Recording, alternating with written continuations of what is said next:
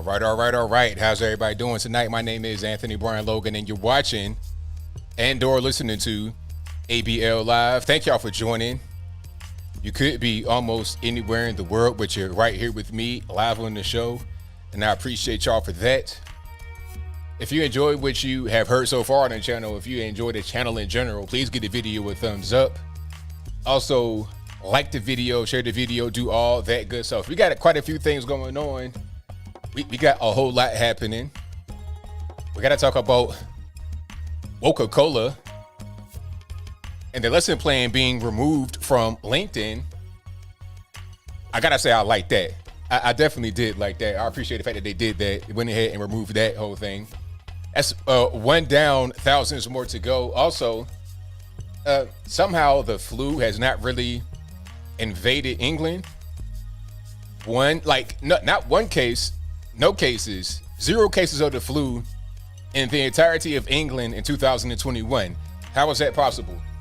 They say over here in the States that we had 165 hospitalizations of the flu from October 2020 to now.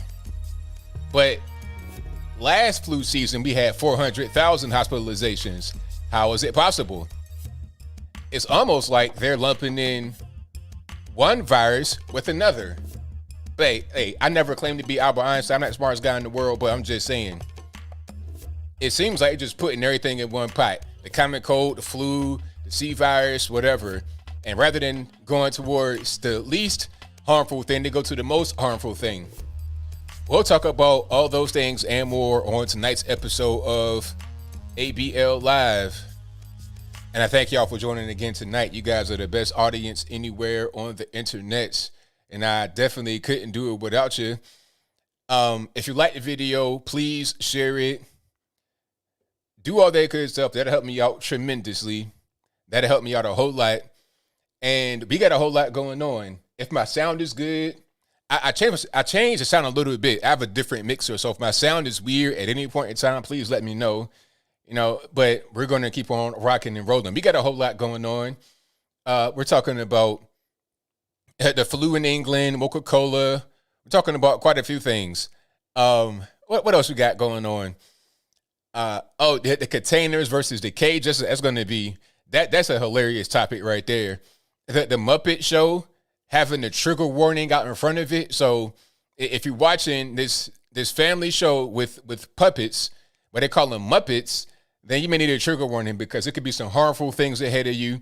And we can't have anything harmful come your direction. We got to make sure that everything's on the up and up. All right. We got to make sure everything is up and up. So you got to have a trigger warning. All right. Okay. So what we got going on? So the sound is good. Muppet Show. Okay, good. Now, first things first, Coca-Cola. I'm gonna start right there. Start straight from the beginning. Coca-Cola. So what they did was they went to the source. I did a video a few days ago about Coca-Cola where they were training their employees with this critical race theory stuff, talking about basically white is right. That was at the end of the day, that's what I got. They're trying to be woke and progressive and positive and anti-racist. What I got was white is right, but white can't be right. White is wrong because white is right. Therefore, it must change. That's pretty much what I got from the whole situation. All right. And I don't think that's really right. I don't think it's right to push racism at all, especially when you're trying to so-called be anti-racist. How are you going to be anti-racist while pushing racism? It doesn't make any sense to me, but it's what they did. And the lesson plan that Coca-Cola got was a third-party thing, and they got it from LinkedIn Learning, and the person who gave it to LinkedIn Learning is Robin DiAngelo. Now, Robin DiAngelo is a millionaire. She has the book, White Fragility. Matter of fact, if I could pull it up right quick, I'll show you guys. They said the book has made her, just from the book alone, $2 million. Not even from speaking engagements or anything of the sort, just from the book. And in speaking engagements, you're getting plenty of money. She's talking like 20,000 on the low end. On the low end, I saw somewhere that Tim Wise, who was also the same as Robin DiAngelo, a white guy, but kind of Jewish, but that's a different story. White guy talking about how bad it is to be white, how you should be ashamed to be white, and how black folks are just, on the bottom of society. It's weird. It's like you're downplaying white and non-whites. When you talk about whites, if you're Robin DiAngelo or Tim Wise or Sean King, Russell Dolezal, any of these race hucksters and grievers, when you talk about white people, it's like they're the scum of the earth, and it's their fault that the earth is the way it is. When you're talking about non-whites, we are just idiots and can't do anything without the white man guiding us in the proper direction. So it's like you're looking at both sides with contempt and disrespect. So I don't really like that too much at all. But anyway, her book, I got to put it up right quick just so you guys can see what I'm talking about, just so we're on the same page. This is not an advertisement at all, so don't even get it twisted. It's not even that kind of party. I just want to show you guys what we're talking about. So that's the book right there. And this is written by Robin DiAngelo, White Fragility. Why it's so hard for white people to talk about racism. Robin DiAngelo, foreword by Michael Eric Dyson. All right, so that's her book right there. New York Times #1 bestseller, made a lot of money from that. So not only does she have the book and speaking engagements, she was also able to get some of her toxic coursework, I guess you would say, onto LinkedIn Learning. And since we did a bunch of videos, shout out to Carla and Borisenko for breaking the news. We did videos on how Coca-Cola was using it to train their employees. It got a lot of attention onto LinkedIn Learning specifically because on my video, I made it a point to say, hey, this is available right now publicly on LinkedIn Learning. It's behind the paywall for the full course, but you can get that exact same thing that Coca-Cola employees got on their site just by going to it right now. But then once we did the video, all of a sudden it was gone. It's because they know that they shouldn't have had it up. They shouldn't have had it up there. And as a matter of fact, I think Carla Borisenko had showed on her page that employees were talking about it internally and saying that the whole thing was racist, meaning employees of LinkedIn, not even Coca-Cola employees. They thought it was bad too because they whistle blew in the whole situation. So Coke employees don't like it. LinkedIn employees don't like it. So who likes it? What are we really doing? I think what's happening is that a lot of these companies feel the pressure to kind of cave to the woke mob. And what they end up doing is being the total opposite of woke. All right. So that's pretty much what it is. But yeah, I'm glad we got that out of there. It had to go. It was beyond time for that particular toxic stuff to go. But we have much more to really dive into as far as critical race theory, because that's what that was, talking about white people, bad, oppressors, but at the same time, the superior people in the world. And then non-whites as, inferior, but at the same time, like morally superior. There's a lot more critical race theory literature out there. It's books everywhere, speakers everywhere, all kind of companies, large and small, have their own internal critical race theories. This is why Trump banned it on the federal level. He saw what was happening. He saw probably the same thing that you were able to see with Coca-Cola. You saw that same thing happening in the federal government. It's happening in the military as well. Transgender people in the military. How is this happening? If you want to be gay, that's one thing. I think they repealed Don't Ask, Don't Tell, which is probably good. That was probably a good thing, Don't Ask, Don't Tell, because homosexuality in the military can be very complicated. And I'll leave that right there. But it was probably good that they had Don't Ask, Don't Tell, but they repealed it, unfortunately. But the next step from repealing Don't Ask, Don't Tell is, okay, let's have transgender people in the military. Now, it's one thing to be transgender in the military, but it's a different thing to have gender dysphoria. See, the actual ban that Trump put into place to not ban transgender people, it banned you if you had gender dysphoria, which is a whole different thing. You could call yourself transgender all you want to. You can call yourself a unicorn all you want to, but as long as, like, let's say your name is Samuel Johnson, right? Or Sam Adams, like you know what I'm talking about. But anyway, your name is Sam Adams. You come into the military as Sam. You serve as Sam. Now, on the weekend, you might feel like you Samantha and put on your hot girl pants. Okay, that's your business, but check it out. When you report to your post, your name is Sam. You serve as Sam. That's it. But when you want to become Samantha, when you want to change your body and you say, hey, I have a mental disability, a mental illness called gender dysphoria, and you want a free sex change on the house, that's when it gets weird.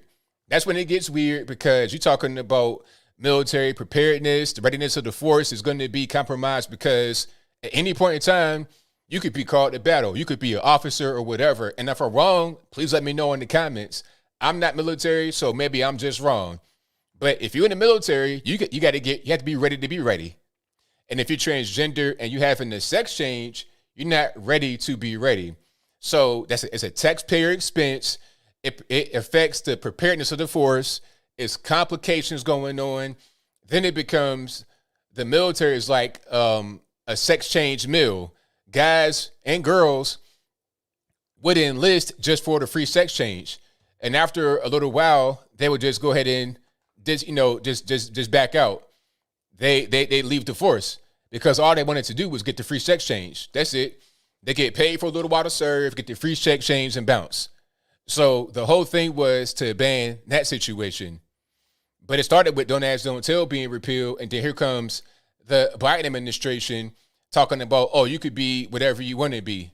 The slippery slope thing is real. It's not just, something I make up. You could see it happen all the time. And going back to the whole thing about white fragility and then this whole thing about critical race theory, at a certain point, it's got to stop. And I'm glad that employees at LinkedIn and also Coca-Cola were able to say, all right, no more. We've had enough. We're not going to just buy into this anymore. We're going to go a different direction. But it must happen in a lot of other ways. So if you guys have any tips on CRT, and I do get your emails, I've seen plenty of CRT throughout the years. If you have any more, now's the time to really strike while the iron is hot to get more of these stories out there to bring an end to it.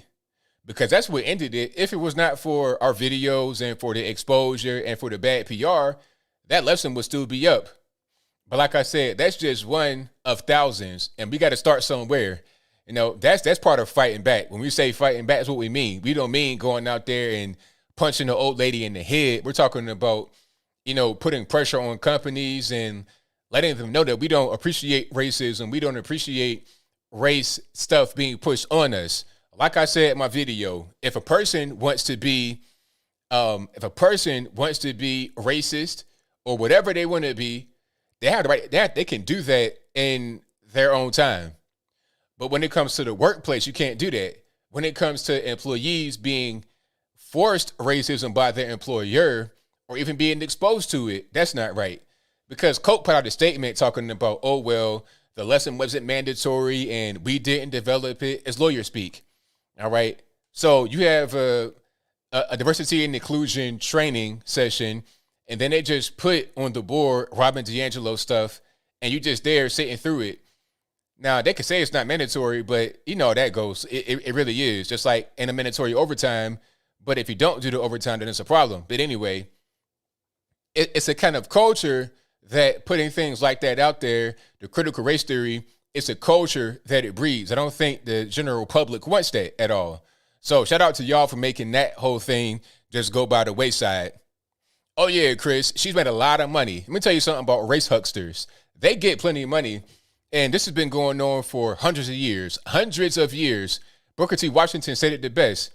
And if I could find that quote, matter of fact, this is a perfect time to bring that quote up. Perfect time. I'm gonna find that quote right now. Okay, I see it right there. I see it, but I want to. Okay, this will work. Just so it's in a graphic form. You're talking about black folks and the black race hucksters, or those that are race hucksters who profit off of black people's pain, quote unquote pain. But this can be applied to any race and any kind of racial hucksterism. All right. So here's a quote from Booker T. Washington. Shout out to him. And here it is. There's another class of colored people who make a business of keeping the troubles, the wrongs, and the hardships of the Negro race before the public. Having learned that they are able to make a living out of their troubles, they have grown into the settled habit of advertising their wrongs, partly because they want sympathy and partly because it pays. Some of these people do not want the Negro to lose his grievances because they do not want to lose their jobs. Booker T. Washington, facts. If all the race stuff went away, then Where's money going to come from? We saw that happen with George Floyd, right? Didn't we see it? George Floyd dies in police custody. It's unfortunate. Rest in peace. But, I mean, whose fault was that really? He was on drugs. So, I mean, is it anybody's fault other than his own? From what I'm able to see, it doesn't appear to be that way. It's unfortunate that he died, but for Black Lives Matter to pounce on that, for the race huckster industry to pounce on that, is sheer opportunism. It's not about trying to right any kind of wrongs. It's about playing on pain of people because it pays money. It's simple as that. It really ain't nothing else to it. Okay, Black Lives Matter raised $10.6 billion, billion with a B, after George Floyd died. And then, of course, when there's other little things that pop up, it could be something small, it could be something big. It doesn't really matter because the media and the race huckster industry is going to blow it up, blow it up, blow it up. It's like blowing stocks up because you want to profit at the end of it. That's what's going on. Okay, so yeah, these people make a ton of money. Believe it. One guy, a random guy, started a Black Lives Matter type of chapter. It wasn't even BLM specifically. It was like some kind of random thing. And this dude made like $1 million in a couple of days. Like, it was so much money out there from this stuff. It was ridiculous. If you were to push the lie about George Floyd being the victim and hands up, don't shoot, Black Lives Matter, you were able to eat. That's why it was incumbent upon me and many others to fight against it. And I felt like I did the same thing in 2016 as well, because the media is pushing one narrative, and you even got Fox News to a certain point talking about a narrative. So it's up to just regular normies to take it back. And it'll be us, the regular people, that take back this country, not the government, not the media, not the police, not anybody. It'll be us to take it back. And we got to be creative in the way we take it back. We can't just go out there and just do stuff randomly. We got to be creative and we got to be smart. Right? That's just what that is. Oh, I almost forgot about this thing here. Remember the guy that got arrested, the Black Lives Matter, what do you call him? I guess agitator, rioter, who was disguised as a MAGA supporter, as a Trump supporter. What was his name? What's his name? John Sullivan, if I'm not mistaken. Yeah, matter of fact, his name was John Sullivan. Okay, here's a story right here. So, and this is a real thing. I've checked it out. I've already vetted it. Utah activists in the Capitol riot sold his video to CNN and NBC for $35,000 each. Court documents say. These are court documents. It ain't just me making it up. It ain't just me, going on a right-wing website and digging up fake news. Nah, this is real. They paid that man $35,000 each for his video of the so-called insurrection. Okay, remember the guy that was egging it on, talking about, yeah, we made it, we're here, all this and that. The guy that was really an Antifa BLM activist that had a group called Insurgents. That's the funniest part. His group is called Insurgents USA. They paid this man who has a group called Insurgents USA, who filmed the so-called insurgents, who was not a member of the media at all, no press pass, no credentials. They paid that man 35 racks each. But the stations will say, oh, it was insurrection and it was intolerable. And they all should go to jail. But you paid the man that was doing it. So, I mean, that's all you got to say is, oh, I'm part of Black Lives Matter or some kind of affiliated group, or I hate Trump, and you can get paid. Like I said, it's a gold mine. And that's just what it is. That's him right there. If you guys don't remember who it was, yeah, that guy right there, $35,000 each. Okay. So grand total, $70,000 for his video that he shot inside the Capitol. Now, obviously, he shouldn't have been there because he got arrested for it. The FBI picked him up, but yet the media are paying him money. So again, I'm not making it up. It ain't just me. You got court documents. That was him. He was right there filming the whole situation. So I mean, what are we gonna do?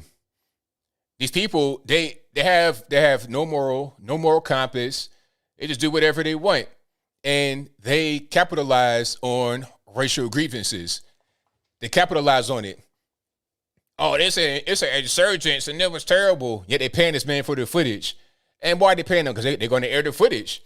They're going to make many times more, probably millions, off of that footage than what they paid to get it. But yet at the same time, they're going to tell you how awful it was. Oh, this is awful. It's terrible. Okay, put it on 8 o'clock and 8:15 and 8:30, 8:45, 8 and 9 o'clock. Run it back to back. Come on, man. And they're selling ads on that too. But I'm getting triggered, so I digress. He probably is broke today. I wouldn't doubt it. But you know what? A lot of guys like this end up getting paid more money. Okay, his group got a lot of money too. Insurgents USA, like that's just a piece of the money. He probably getting plenty of donation money, and he probably was getting donation money before he went into the Capitol, and probably now too. So he probably got a lot of money. That's just a piece of it. That's not even really the end. Okay, that's not even really the end at all. And, yes, and he was with a young lady. Thank you to the person that said that. I missed your name. Walking hand in hand with a CNN infiltrator. Yeah, he's walking with a young lady who was a person that has already worked with CNN before. So she was an insider. Now, some would say she was not a CNN employee, but it doesn't matter. If you are working hand in hand with a person that's already got connections to CNN, she already knows Anderson Cooper. She make a phone call and say, hey, Anderson, I got some good video for you from an ally of ours, and he wants to sell it. How much are we going to, she was his insider, and she was a white woman, which is hilarious. So let me get this straight. You are black, mixed probably, guy talking about Black Lives Matter, hands up, don't shoot, Insurgents USA, I hate Trump supporters, white man this, white man that. But yet you got your white woman lead you into the Capitol, giving you the insight to CNN, getting you on with Anderson Cooper, another white man, and you get paid from these companies for your footage of the thing that you say is so bad. It's so dumb. But again, I digress. What else we got going on? So no flu in England. Do you believe that? They said that there has been no cases recorded of the flu in England, or if not just the entire UK, if not the entire UK, then just England itself. But do you believe that? I don't believe that. I think that there's most certainly cases of the flu that have happened in United Kingdom and definitely London or somewhere like that. But when you just combine the C virus, the common cold, and the flu together, and to boost up the numbers, you make the C virus the one that you count, then of course there's going to be no flu cases. Why would there be any flu cases when you're not counting the flu cases? Okay. Obviously, I like to know if there's any kind of common cold cases. The common cold is very, it's very transmissible. It's very contagious. So is there any common cold cases? I mean, I want to know that. I really do want to know that. I think it's all bogus. It's all bogus because the World Health Organization on Inauguration Day, January 20th, 2021, they changed the way that the virus, the positive virus test will come about. So the jargon, I don't know. I'm not a doctor or anything, but something with the PCR, and you guys are pretty smart. You know what I'm talking about. But anyway, they changed the way that they were recording what a positive virus result is. And as a result, there was a big drop-off in positive cases in U.S. and U.K. All right. There was even a doctor that said that positive virus cases dropped off 77% since Biden got inaugurated. Now, answer me this right here. What has the Biden administration done differently than the Trump administration? Trump developed the virus. Under Trump, you had the mask and all that kind of stuff and the shutdowns from the governors. So what did the Biden team do differently than what Trump has done to account for a 77% decrease in in new positive cases of the virus in the United States? You tell me. But here's a graph right here that I can illustrate what I'm talking about. I know I've shown it before, but I'm going to show it again. Best believe I'm going to show it again. Let me see if I could put it up here. There we go. So you see what's happening. All right. And then at the very top, it says shown is a rolling 7-day average. The number of confirmed cases is lower than the number of actual cases. The main reason for that is limited testing. But we know testing is everywhere. Anybody can get tested. It's no problems all over the place for free. You can get a test at Walmart, Walgreens, CVS. I'm exaggerating, but you understand what I'm saying. You can get a test any and everywhere for the most part, for the low, for the free. And you see right there, inauguration day was January 20th. So that's like right there, right? And go up like January 1st, it's like the peak. Then all of a sudden, it just goes off a mountain all the way down. There's a sharp ascent up in the UK. And then right there, right around the time of the transition, it goes all the way down. And that's accounted, if you go all the way to today, a 77% decrease in new positive cases of the virus in the US and UK. How is that possible? You see that little steady line down there, the purple line, that's India. And why is that the same way? With a country of 1.3 billion people in close proximity, living in ghettos with 1 million people in it, elbow to elbow, living area like 100 square feet each, is because they have HCQ over the counter in India. It's not a political thing like it is over here, but that's a different story, and I digress. So you see what's going on. They're playing games with the numbers. All of a sudden, they changed the way that the test is calculated over here in the States and UK, and then you get a big drop off, and then there's no new flu cases in UK in the entirety of 2021. Come on, stop it. I mean, it's kind of like ridiculous at this point. If I were just a regular normie, I'd be confused. Like, why is this happening? What's going on? But now as a woke person, as a truly woke guy, I understand what's going on. They're playing games. They're lying to us for political purposes. All right. Just like the whole thing about the kids in cages. Oh, that's a great transition right there. The kids in cages. Have you guys seen the video I did today? Now, the Trump administration was heavily criticized for their kids in cages, right? Oh, you can't have kids in cages, and this is absurd, blah, blah, blah, blah, blah. But one thing they didn't talk about was how these kids in cages were there under the Obama-Biden administration. And I say Biden because it makes a difference because, Biden is a so-called president now. He was a vice president back then. So why is it a problem for us to have the cages that they built, that they used in the exact same way? It doesn't make any sense at all. Matter of fact, let me see if I can find some cages for you guys right quick. And so you guys can see what I'm talking about. It was funny seeing some of these. Oh, here it is.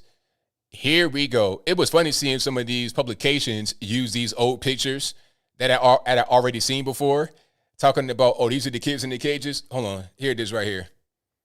So this picture right there, oh, these are kids in cages. That's ridiculous. This picture, I think, I remember reading an article from Washington Post, one of these posts, Washington Post, New York Post, I don't know what it was. Not New York Post, Washington Post probably. They said, oh, this is the Trump administration. They're putting these kids in cages. How dare they? This is inhumane, all this, that, and the third. And the same thing over here, with these people. Oh, this is inhumane. This is ridiculous. They got to let him out. How dare he? Ripping parents from the kids' arms at the border. But these are from 2014, long before Trump even announced he was going to run. In 2014, I didn't even know Trump was going to run. I had no idea. This is fully in Obama's second term.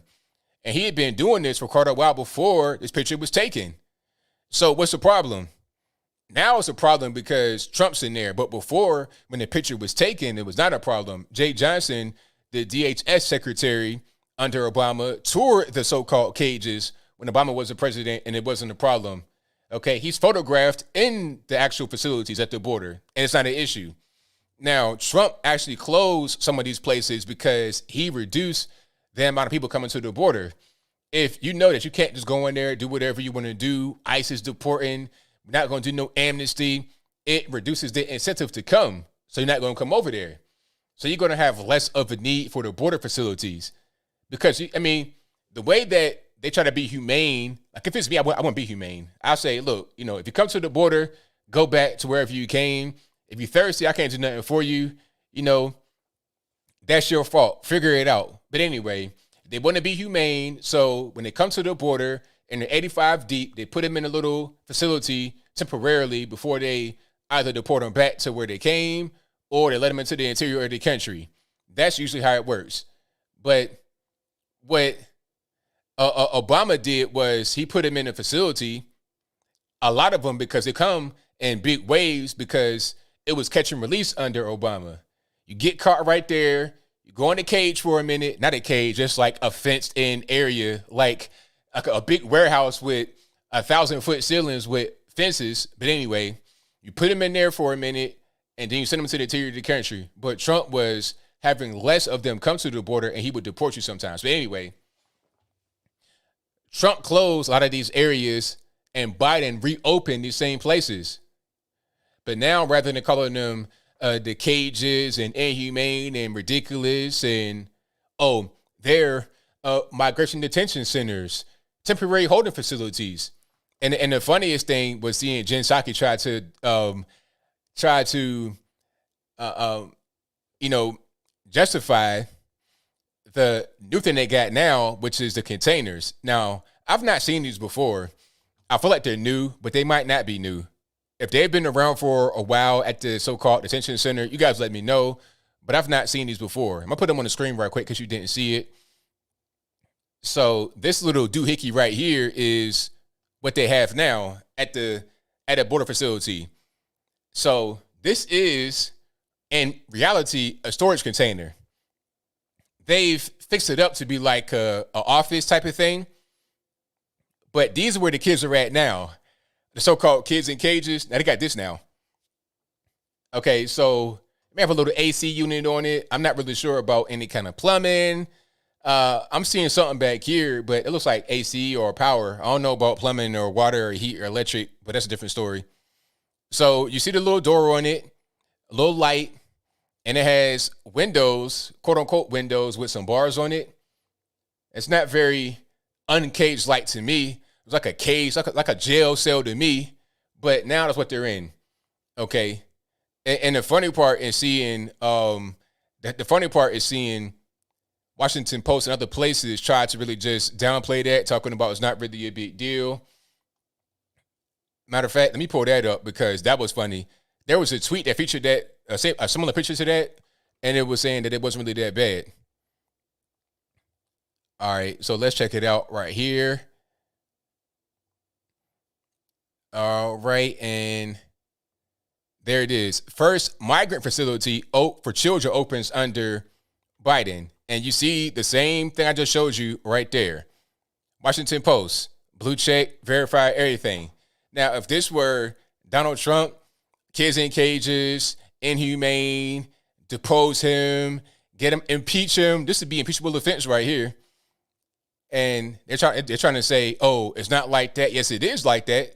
Matter of fact, it's probably worse because you see how these ceilings are very tall. They got you in that little box. They can pretty much just ship you to China, put you in a Nike workshop, and you could build some Jordans and everything else. But here is one of my favorite memes. You can see it right there.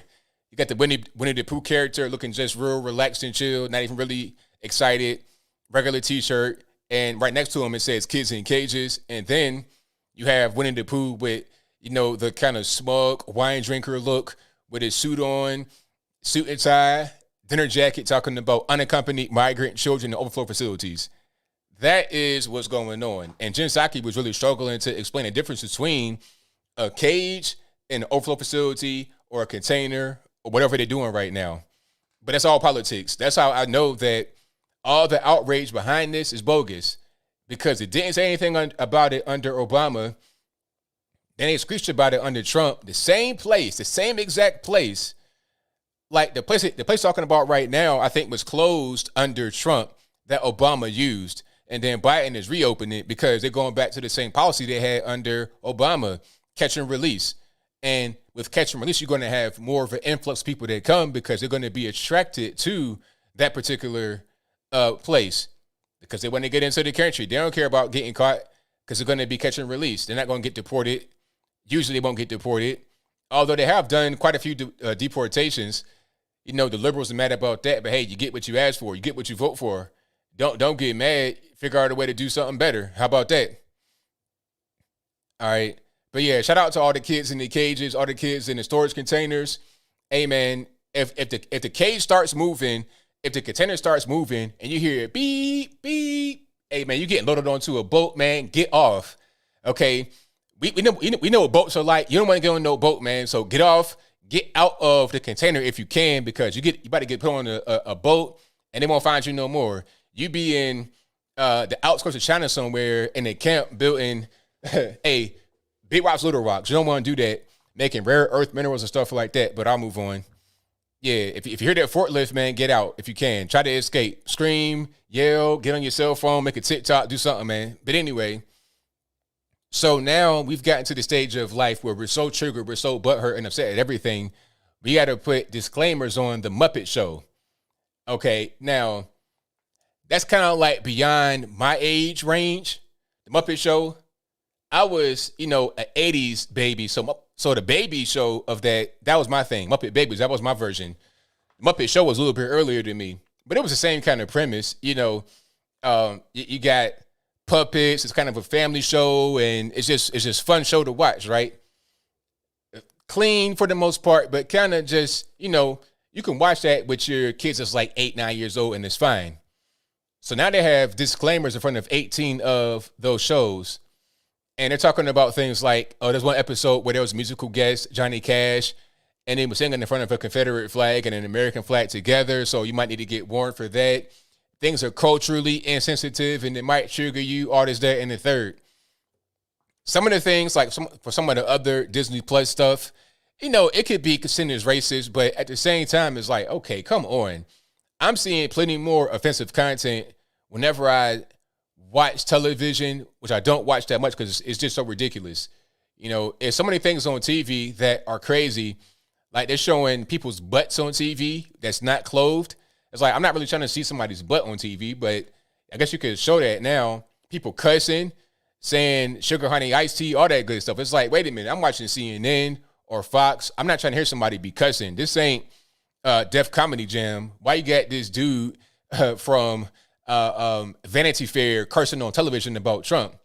I'm not really trying to hear that, but you can curse on TV.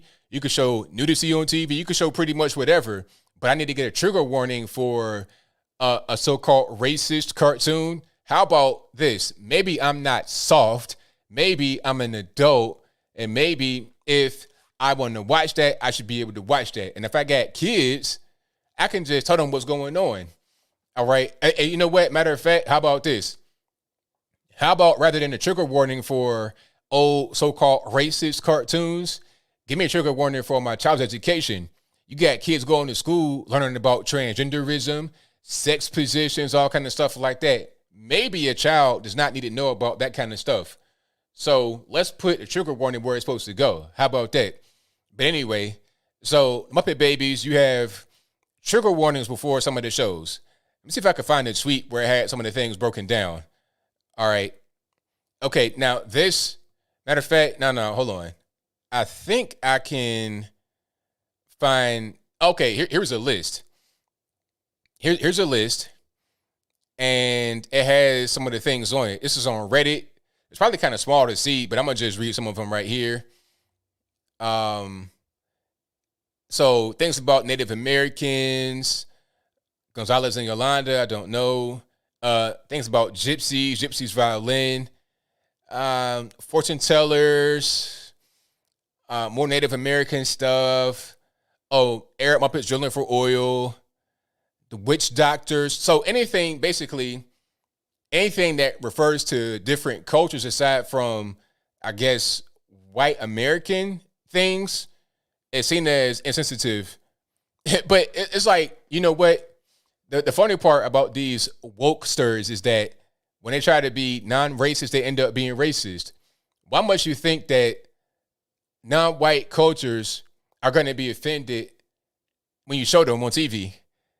Like, who's going to be the judge of that? The woke white person? Who's going to be the judge of that? Who could be the judge? That's the whole thing with the Redskins. Who's really mad at the Redskins' name? Is it Native Americans, or is it the wokesters, the white, black, every other color liberal, aside from those that actually, are the ones that are supposedly offended? Who's really mad at this? Even like the black stuff, like the mammy stuff, leave it on there, because I want to know what was going on back then. Give me the history so we can see how far we've come. I'm not trying to see no blackface or something and that kind of stuff now be produced, but if it's old and it was back then, let me see it. Let me see it so I know what was going on back then, so I can see how far we've come. And the funny part is that a lot of these things, a lot of these old tropes get repeated because people have never really seen it.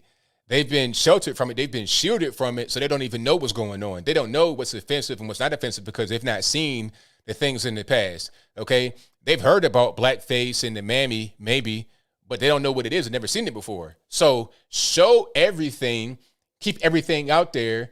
Don't put a trigger warning in front of it, because I might not watch it if I'm a normie. But let me watch it. Let me see it so I can see what's going on. So I would have more knowledge about what's going on. A lot of people just do not know about different cultures. They're ignorant towards other cultures. It's like they want to they want to remove any other cultural influence, whether positive or negative, whatever that means in their eyes. So whatever they tell you to do, however they tell you to live, you got to do that, because you don't have anything else to base your personality off of. You got to do whatever they say and live however they want you to live. All right. So, yeah, I say show it all. It could be offensive, not offensive, show everything. And let me decide if it's offensive or not. Simple. But I think the main thing is they don't want to get canceled. They don't want to get anybody to come against them in protest, because they showed a thing that could have been offensive to somebody somewhere at some point in time. But anybody that's doing that got to stop being so soft. That's what it is. Okay, the whole thing about Coca-Cola, I don't want to have racism pushed on me in the workplace. That's all. All right. If I'm coming to work, I'm here. I'm me. That's cool. I got my own thing I'm doing. I'm gonna respect everybody. I don't want to have a thing pushed on me that's not right, that nobody likes. We're not trying to be racist in the workplace, trying to just get along and get money. It's not about racism. All right. If I want to watch a racist thing when I get back to the crib, I can do that, but not in the workplace. Some place for everything. All right. Hey, somebody said Cowboys connected for the land. You know, the funny thing, not funny, but the thing about the natives is that on the Trail of Tears, they had black slaves with them. You understand? So they had black slaves on the Trail of Tears. They brought them with them. So they could have been in Virginia, North Carolina, somewhere. They brought them all the way to Oklahoma and stuff like that. That happened. So, I mean, again, it's history. People don't know history because it's been kind of like shielded and hidden away from people because it's offensive and it's too triggering. But give me all the history. Let me know what's going on so I understand the full context of what's happening. You got these fact checkers that want to talk about, missing context. But then when you want to put something out there that's fully contextual, but could possibly, quote unquote, offensive, they don't want to have that out there. So it's like, what do you really do? You can't have context if it's offensive, but only those that are the fact checkers get to judge what is right and what's wrong. And then the social media moderators get to choose what's offensive and what's not. So it's just kind of a weird situation. Oh, and getting back to Disney Plus right quick. Here's some more things they had that could have been seen as offensive. Swiss Family Robinson. So this was one. Okay, I guess they were portraying like pirates. And this is like inappropriate, it's racist because a lot of them were just like white actors putting on this kind of garb. But I mean, if you run into a pirate on the high seas out in the Orient somewhere, what are you going to get? Are you going to get Steve from IT that's raiding your ship or what? I mean, I don't really understand. Captain Phillips, same thing. You had the Somali guys. You're not going to have Captain Phillips out there in the boat robbing Captain Phillips. You're going to have the Somali guys. All right, it's not really that big of a deal. And Peter Pan, you see this one right here. So that's offensive nowadays. A Native American, it's stereotypical headdress. Peter Pan has headdress on as well. That's stereotypical. Okay. But it's fine. He has on tights and the dress as a boy, but that's a different story. Anyway, what else? Dumbo, this was racist with the magpies. Done, you know. But hey, I'm not soft. I couldn't watch that. I watched it years ago on YouTube to see what was going on. I'm not soft. I'm not going to start crying when I see this. And then the Aristocats, of course, you got the cat. He's supposed to be like a Chinese figure with chopsticks, playing the piano with the chopsticks. I mean, look, I'm not going to lie to you. There's a song right here. I'm going to read it right quick. And if you're Asian, don't get offended. I thought it was funny. Shanghai, Hong Kong, Ed Fu Young, fortune cookie, always wrong. That was funny. I'm sorry. I am sorry. Please don't shoot me, but that was funny. It's bad. I shouldn't laugh, but it is what it is. Okay, some of these cartoons were funny. Even when they would do black stuff, it depended upon the situation to be funny. Even if it was racist, sometimes it's funny.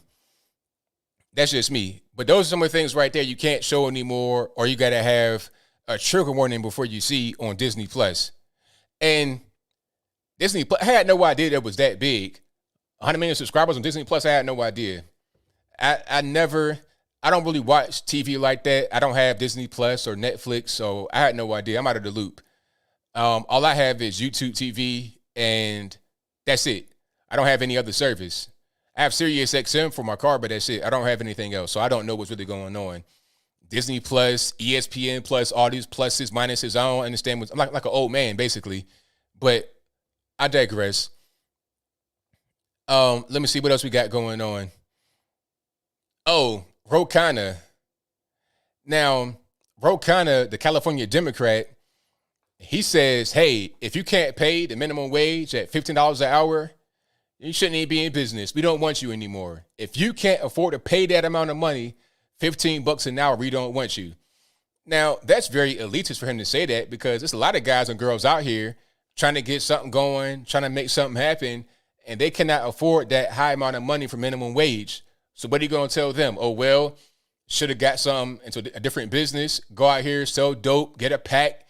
I mean, that's what it ends up being, because a lot of guys, they get into doing criminality when they don't have to. Now, there's some guys that get into criminality because they want to do it, because they're thugs, and that's just what they're going to do. Okay, a lot of them are raised that way. A lot of them like being a thug out there in the street. I ain't talking about them. I'm talking about normies that are out there, regular guys in a low-income area that got one foot on the banana peel in either direction. They can go the square route, just get a job and try to figure out something, or they can go into the dope route. And a lot of times they do this at an early age, 13, 14, 15. They do it at an early age. They're trying to get money. They're trying to get something going for themselves. They're living in a bad environment. And if there's no jobs around because it costs too much to hire people, what are they going to do? It's easy for them to say, you know what? I'm going to go right here and sell drugs. Kids that won't even really be into it, like regular kids that would not be into that, get into it. Again, the thugs, they're going to be thugs. That's a different story. But the kids that's not thugs get into it, end up getting killed early.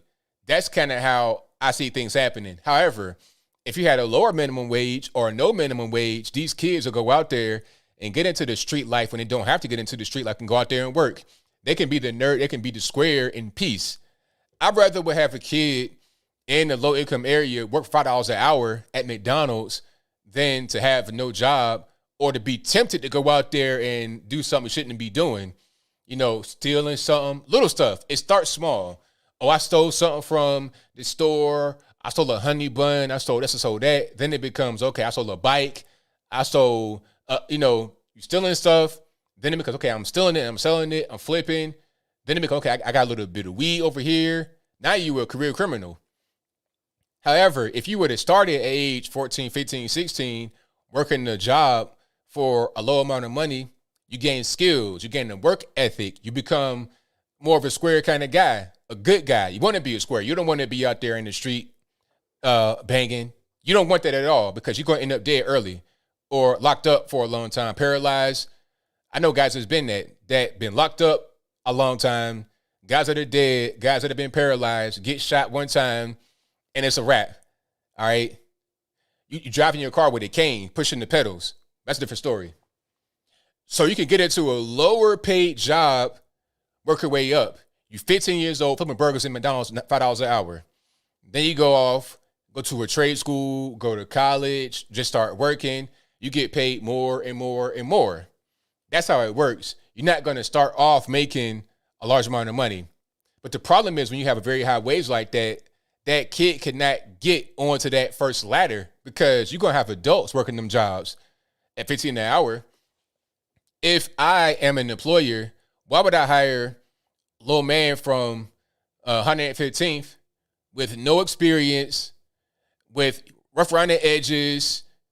Why would I train him, hire him, and get him up to speed when I can hire a person that's like 25 that already got experience, that is clean cut? So, I mean, you're going to just ruin a bunch of young kids trying to get on the border, trying to get on the first ladder of employment, of their career. And it's terrible. But hey, Ro Khanna says, you know what? If you can afford to pay that right now, then don't even be in business. So if you're a struggling small business owner, you're trying to get something going, you're trying to get employees to kind of level up and get more product out there and to grow your company and to provide jobs for people, or you can't do that because you can't meet that amount of money. And then depending upon where you are, money is different. If you're living in San Francisco, Los Angeles, New York City, especially, if you live in places like that, things are very expensive, DC area, very expensive.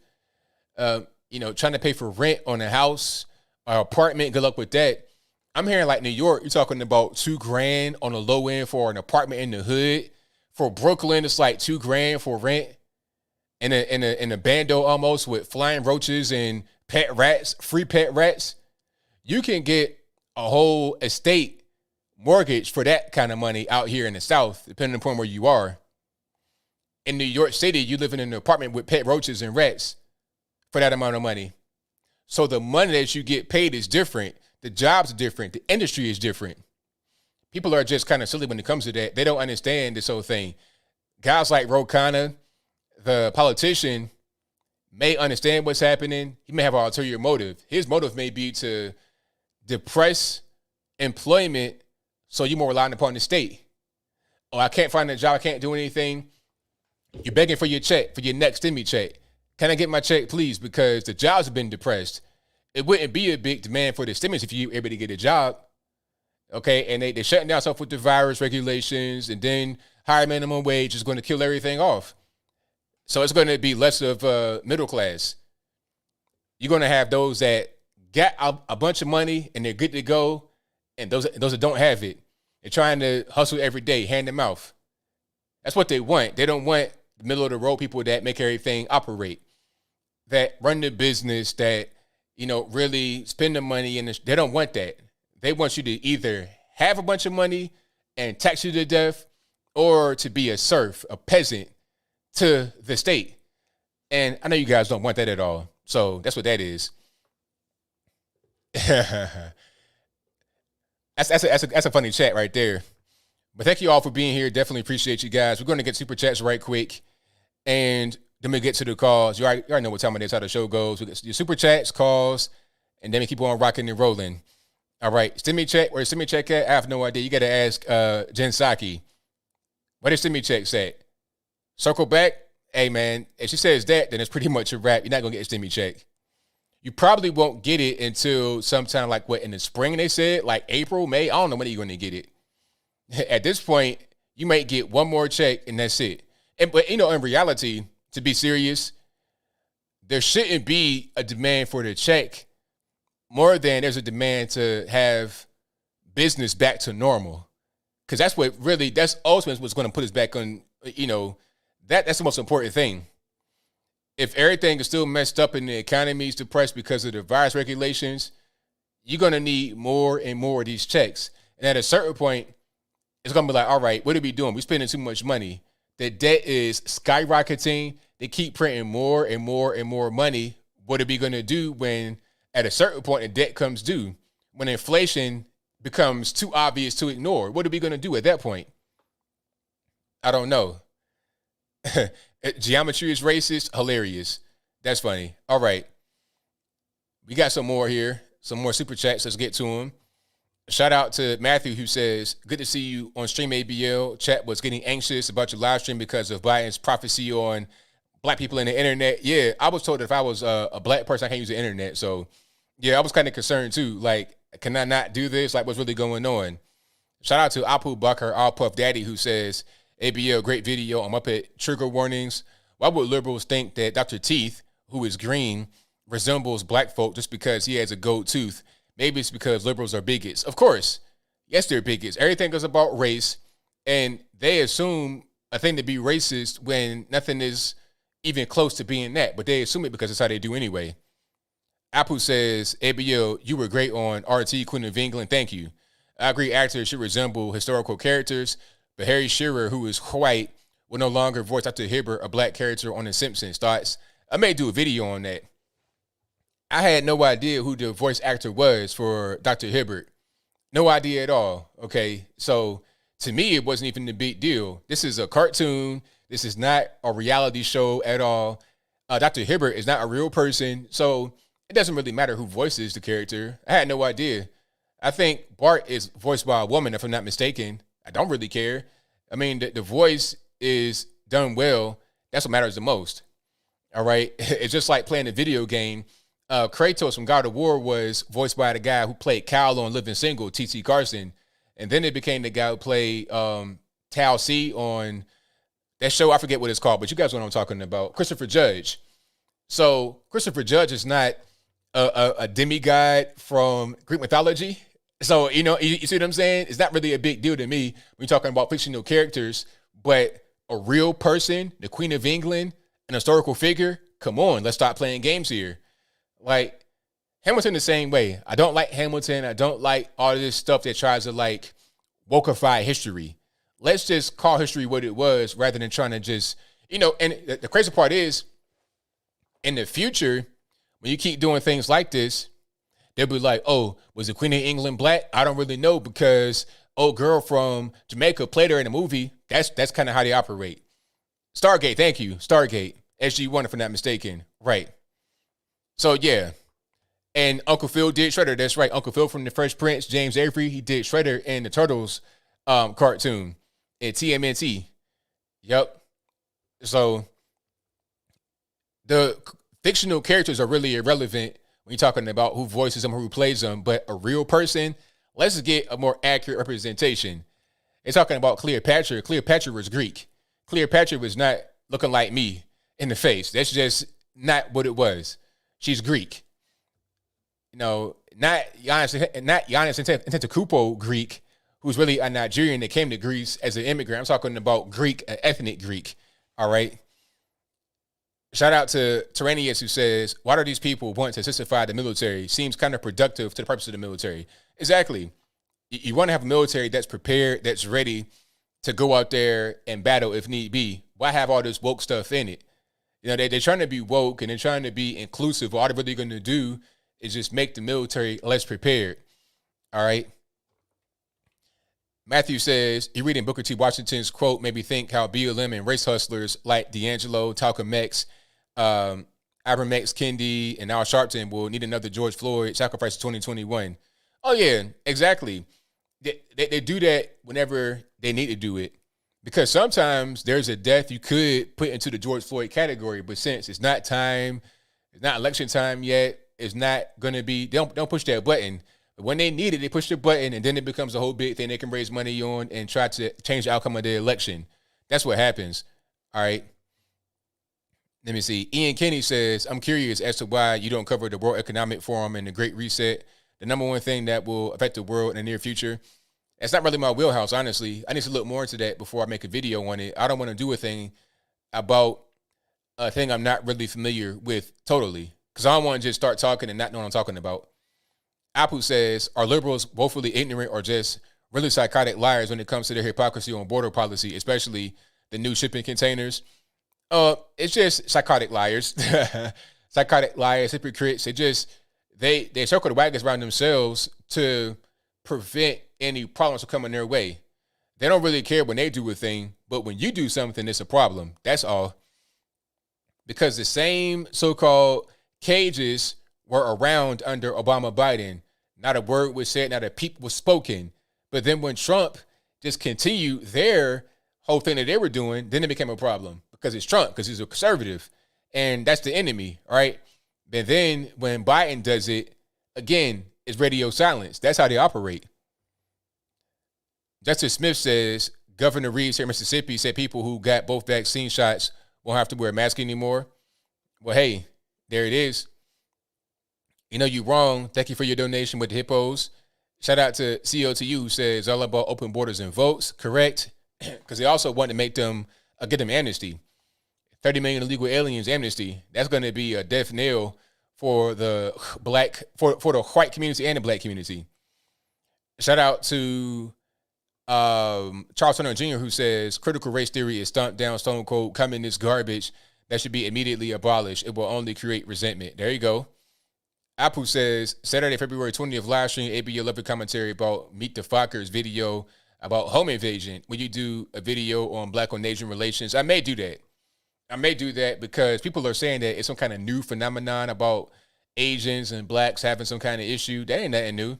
like I said, the LA riots was fueled by that in many ways because of Latarsha, who got shot in the Asian store, and then the Asians got off. Rooftop Koreans, they were a big part of it. So this has been going on for a long time. This ain't really nothing new. It's an issue. It's an issue. I may do a video about that. Scruffy says, looks like they made the new migrant facilities in Gary's Mod. Hilarious. Shout out to Serenius, who says, Circle Back Girl needs to stick to changing Biden's diapers. Hey, I'm with you. I'm with you. Apu says, Chief wants Chrysler to drop cheap. Chief wants Chrysler to drop Jeep.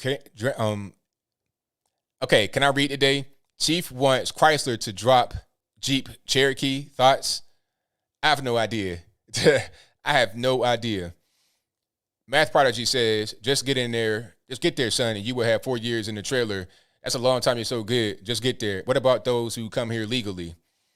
Hey, exactly. The people that come here legally are mad because all you got to do is come across the border illegally. No paperwork, no money, no nothing. Just come across it illegally, and you get accepted as just a citizen. Why pay money then?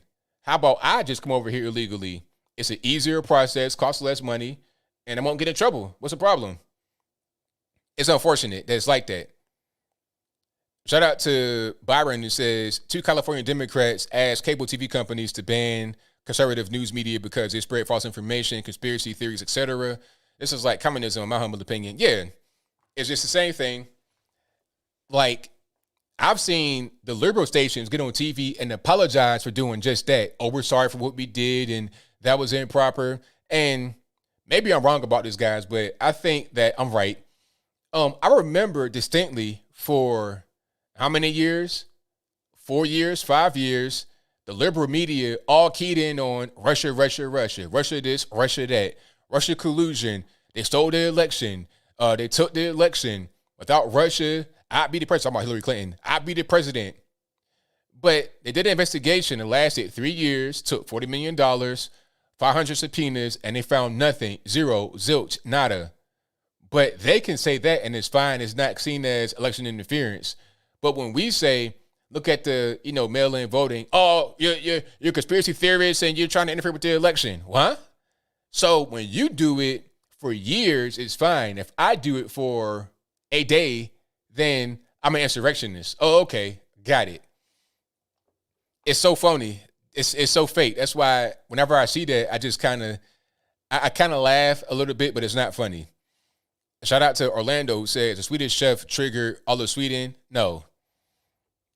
Let me see. Joshua Perez says, I donated Josh Hawley, Marshall Taylor Greene, Josh Mandel, Matt Gaetz, Arizona, and Florida GOP base. There you go. Shout out to Digi Akuma for becoming the ABL supporter.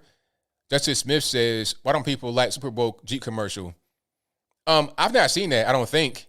Was that with Bruce Springsteen? I don't think I saw that.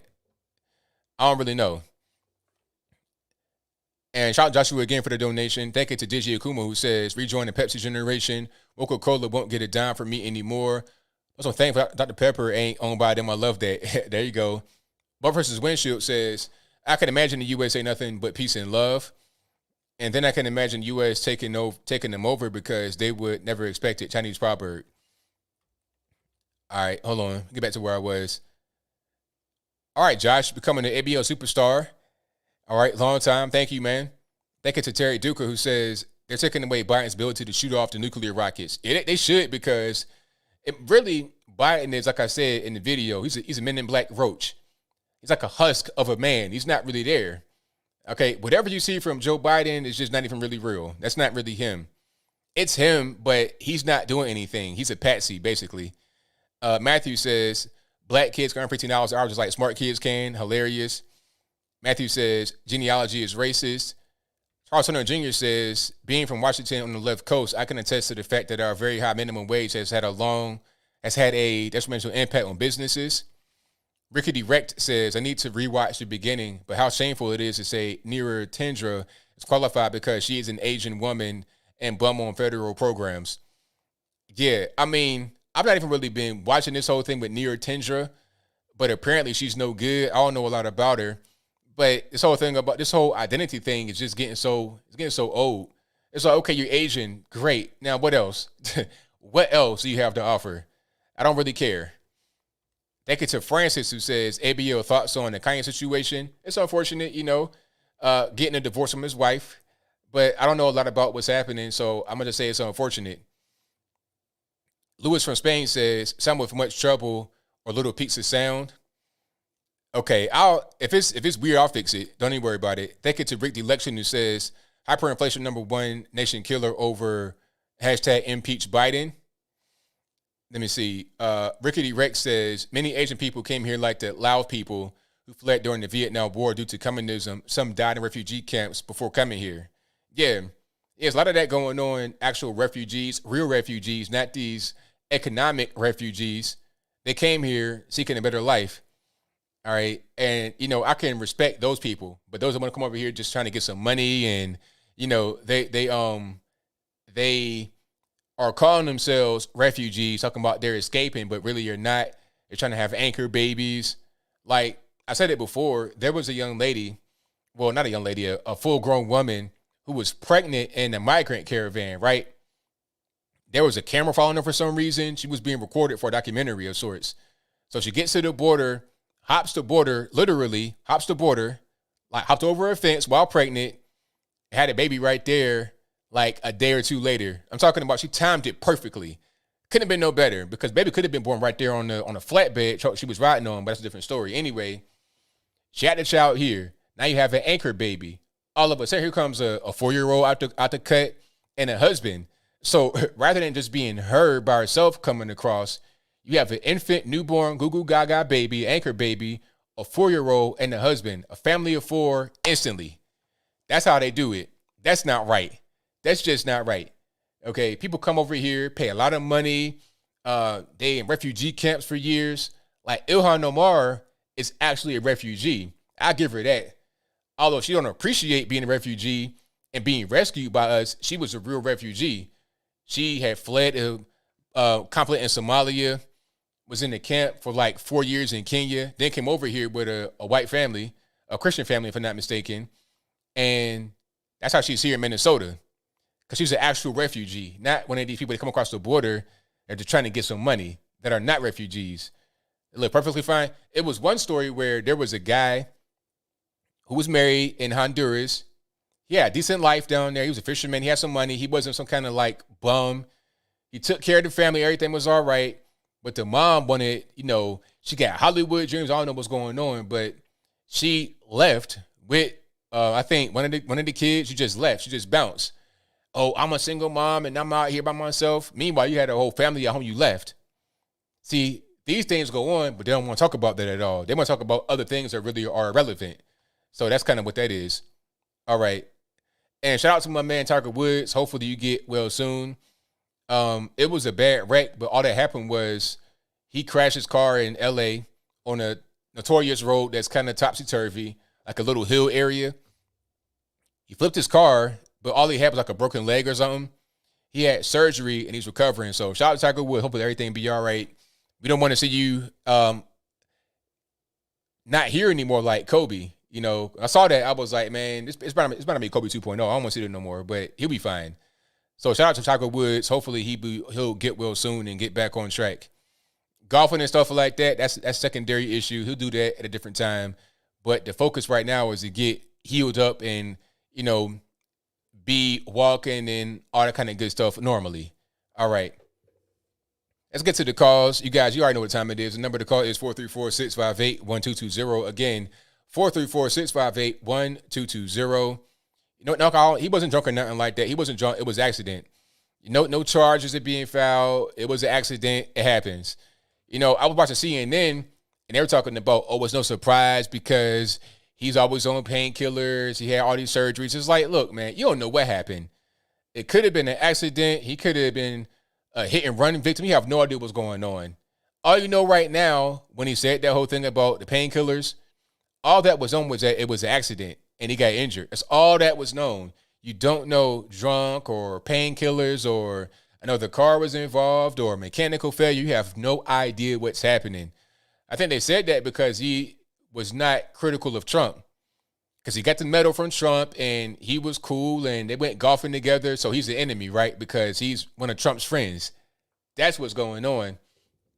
The same media did not report on Bruce Springsteen's DUI. He got charged, and they dropped charges miraculously today. But he got charged for that, and they didn't report it until after his commercial on the big game. But it happened last year. Oh, he wasn't drinking that much. It was below the legal limit. Oh, all right. But Tiger wasn't drinking at all. No drugs in the system, apparently. But you wouldn't hide the Bruce Springsteen thing up until recently. Because Bruce Springsteen is not necessarily a fan of Trump. You see how that works? It's all political, and it's all kind of whack. But I'll move on. The number to call is 434-658-1220. Again, 434-658-1220. Let me go ahead and get everything rocking here, and we can get to it. All right. Let's see if Skype wants to work. That'd be great. If it doesn't, then it's not my fault. You got to blame the white man. All right. Let's see here. Let's turn my sound on the way it's supposed to be, and we'll be ready to roll.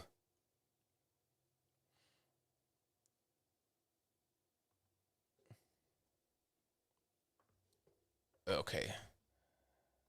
Cool.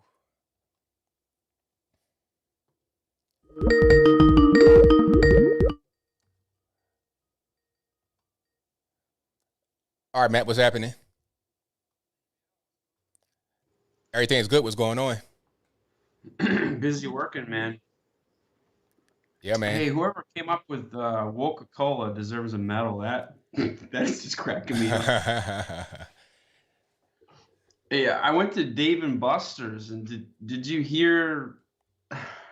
They call them migrant batting facilities instead of batting cages now.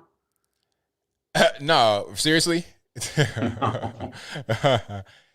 No, not seriously. Yeah, and I was gonna, dude, I'm moving to South Carolina. I'm getting the heck out of here. I'm in Seattle right now. I'm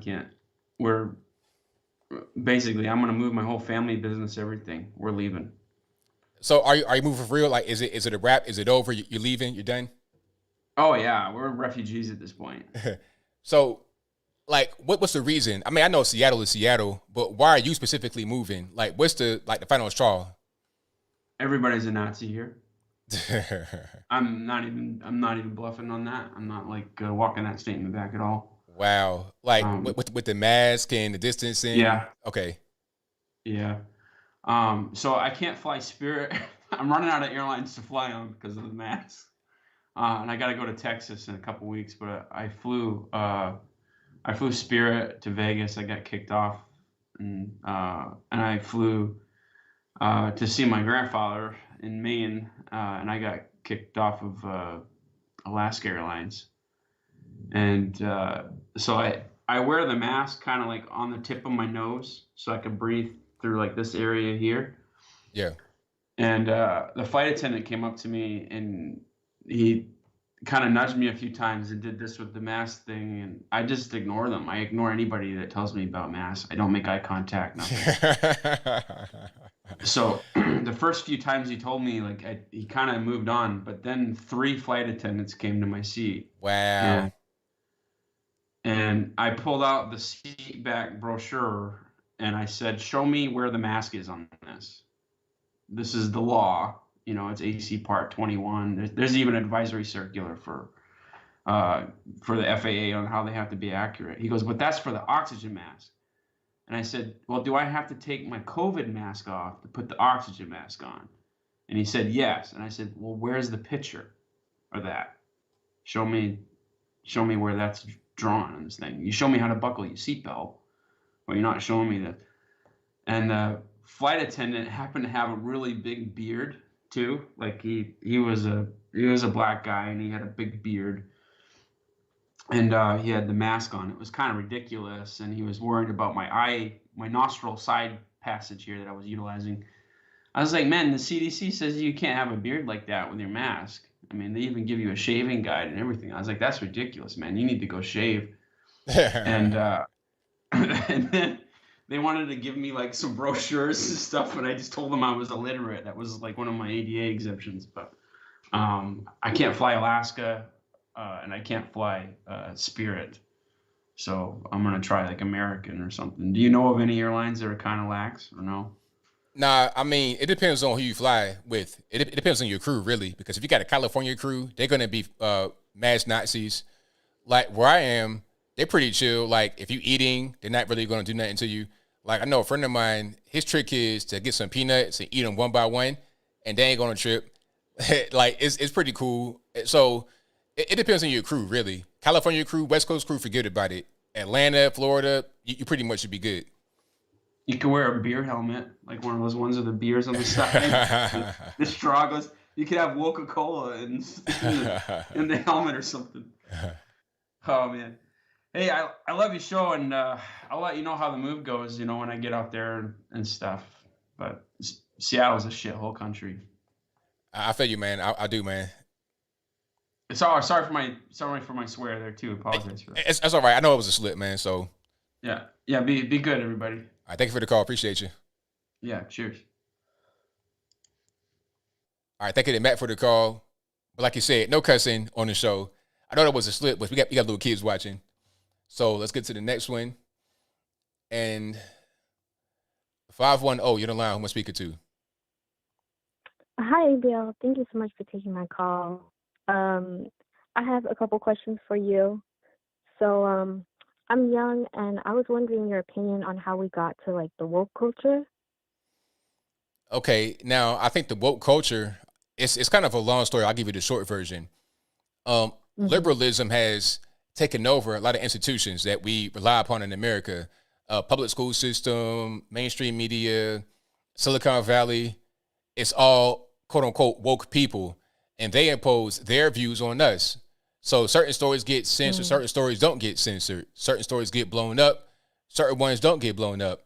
When you're talking about kids in school from K through 12 and college as well, they're getting taught by the same people who are pushing the so-called woke stuff. So they're being influenced by them to be woke. Then you go on television, it's the same thing. Aside from the mainstream media, which is all also pretty much all leftist, you have TV shows, movies that are pushing the same type of narrative. So it's a cultural thing that's being pressed upon us from those that have the power to be able to do it. And that's why people are just so woke, because they've been influenced and raised to be that way from a very young age. And I think what has to happen now is we got to go the other direction and influence people from a young age to go a different way, to think differently, aside from what the standard, which is being woke, is. Right. Well, I was wondering like who started it, It's like why is this so cool, I was thinking that maybe, these people let's see, sorry, I wrote some things down.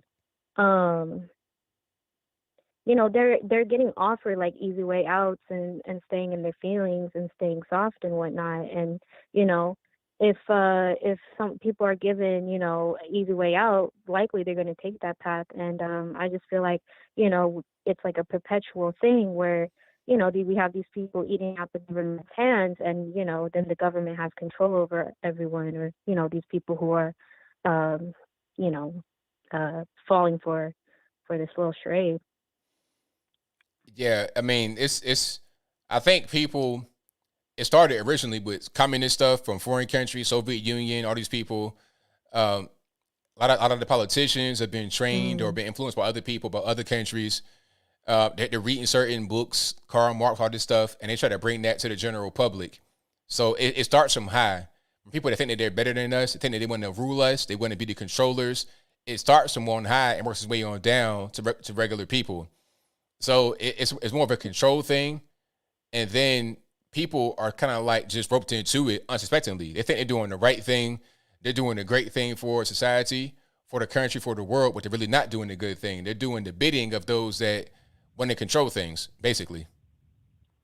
I see, I see. And my last question was, do you think that like conservatives can actually pull ahead despite the momentum? Because I mean, I'm in California, so I'm seeing a big, liberal movement out here, and it just feels like us conservatives are just suffocating, with the mainstream media and tech companies, pulling for the liberals. Yeah, I think it can happen. I think we can succeed, but it's going to take a lot because, like I said, the liberals pretty much control a lot of what's happening in America.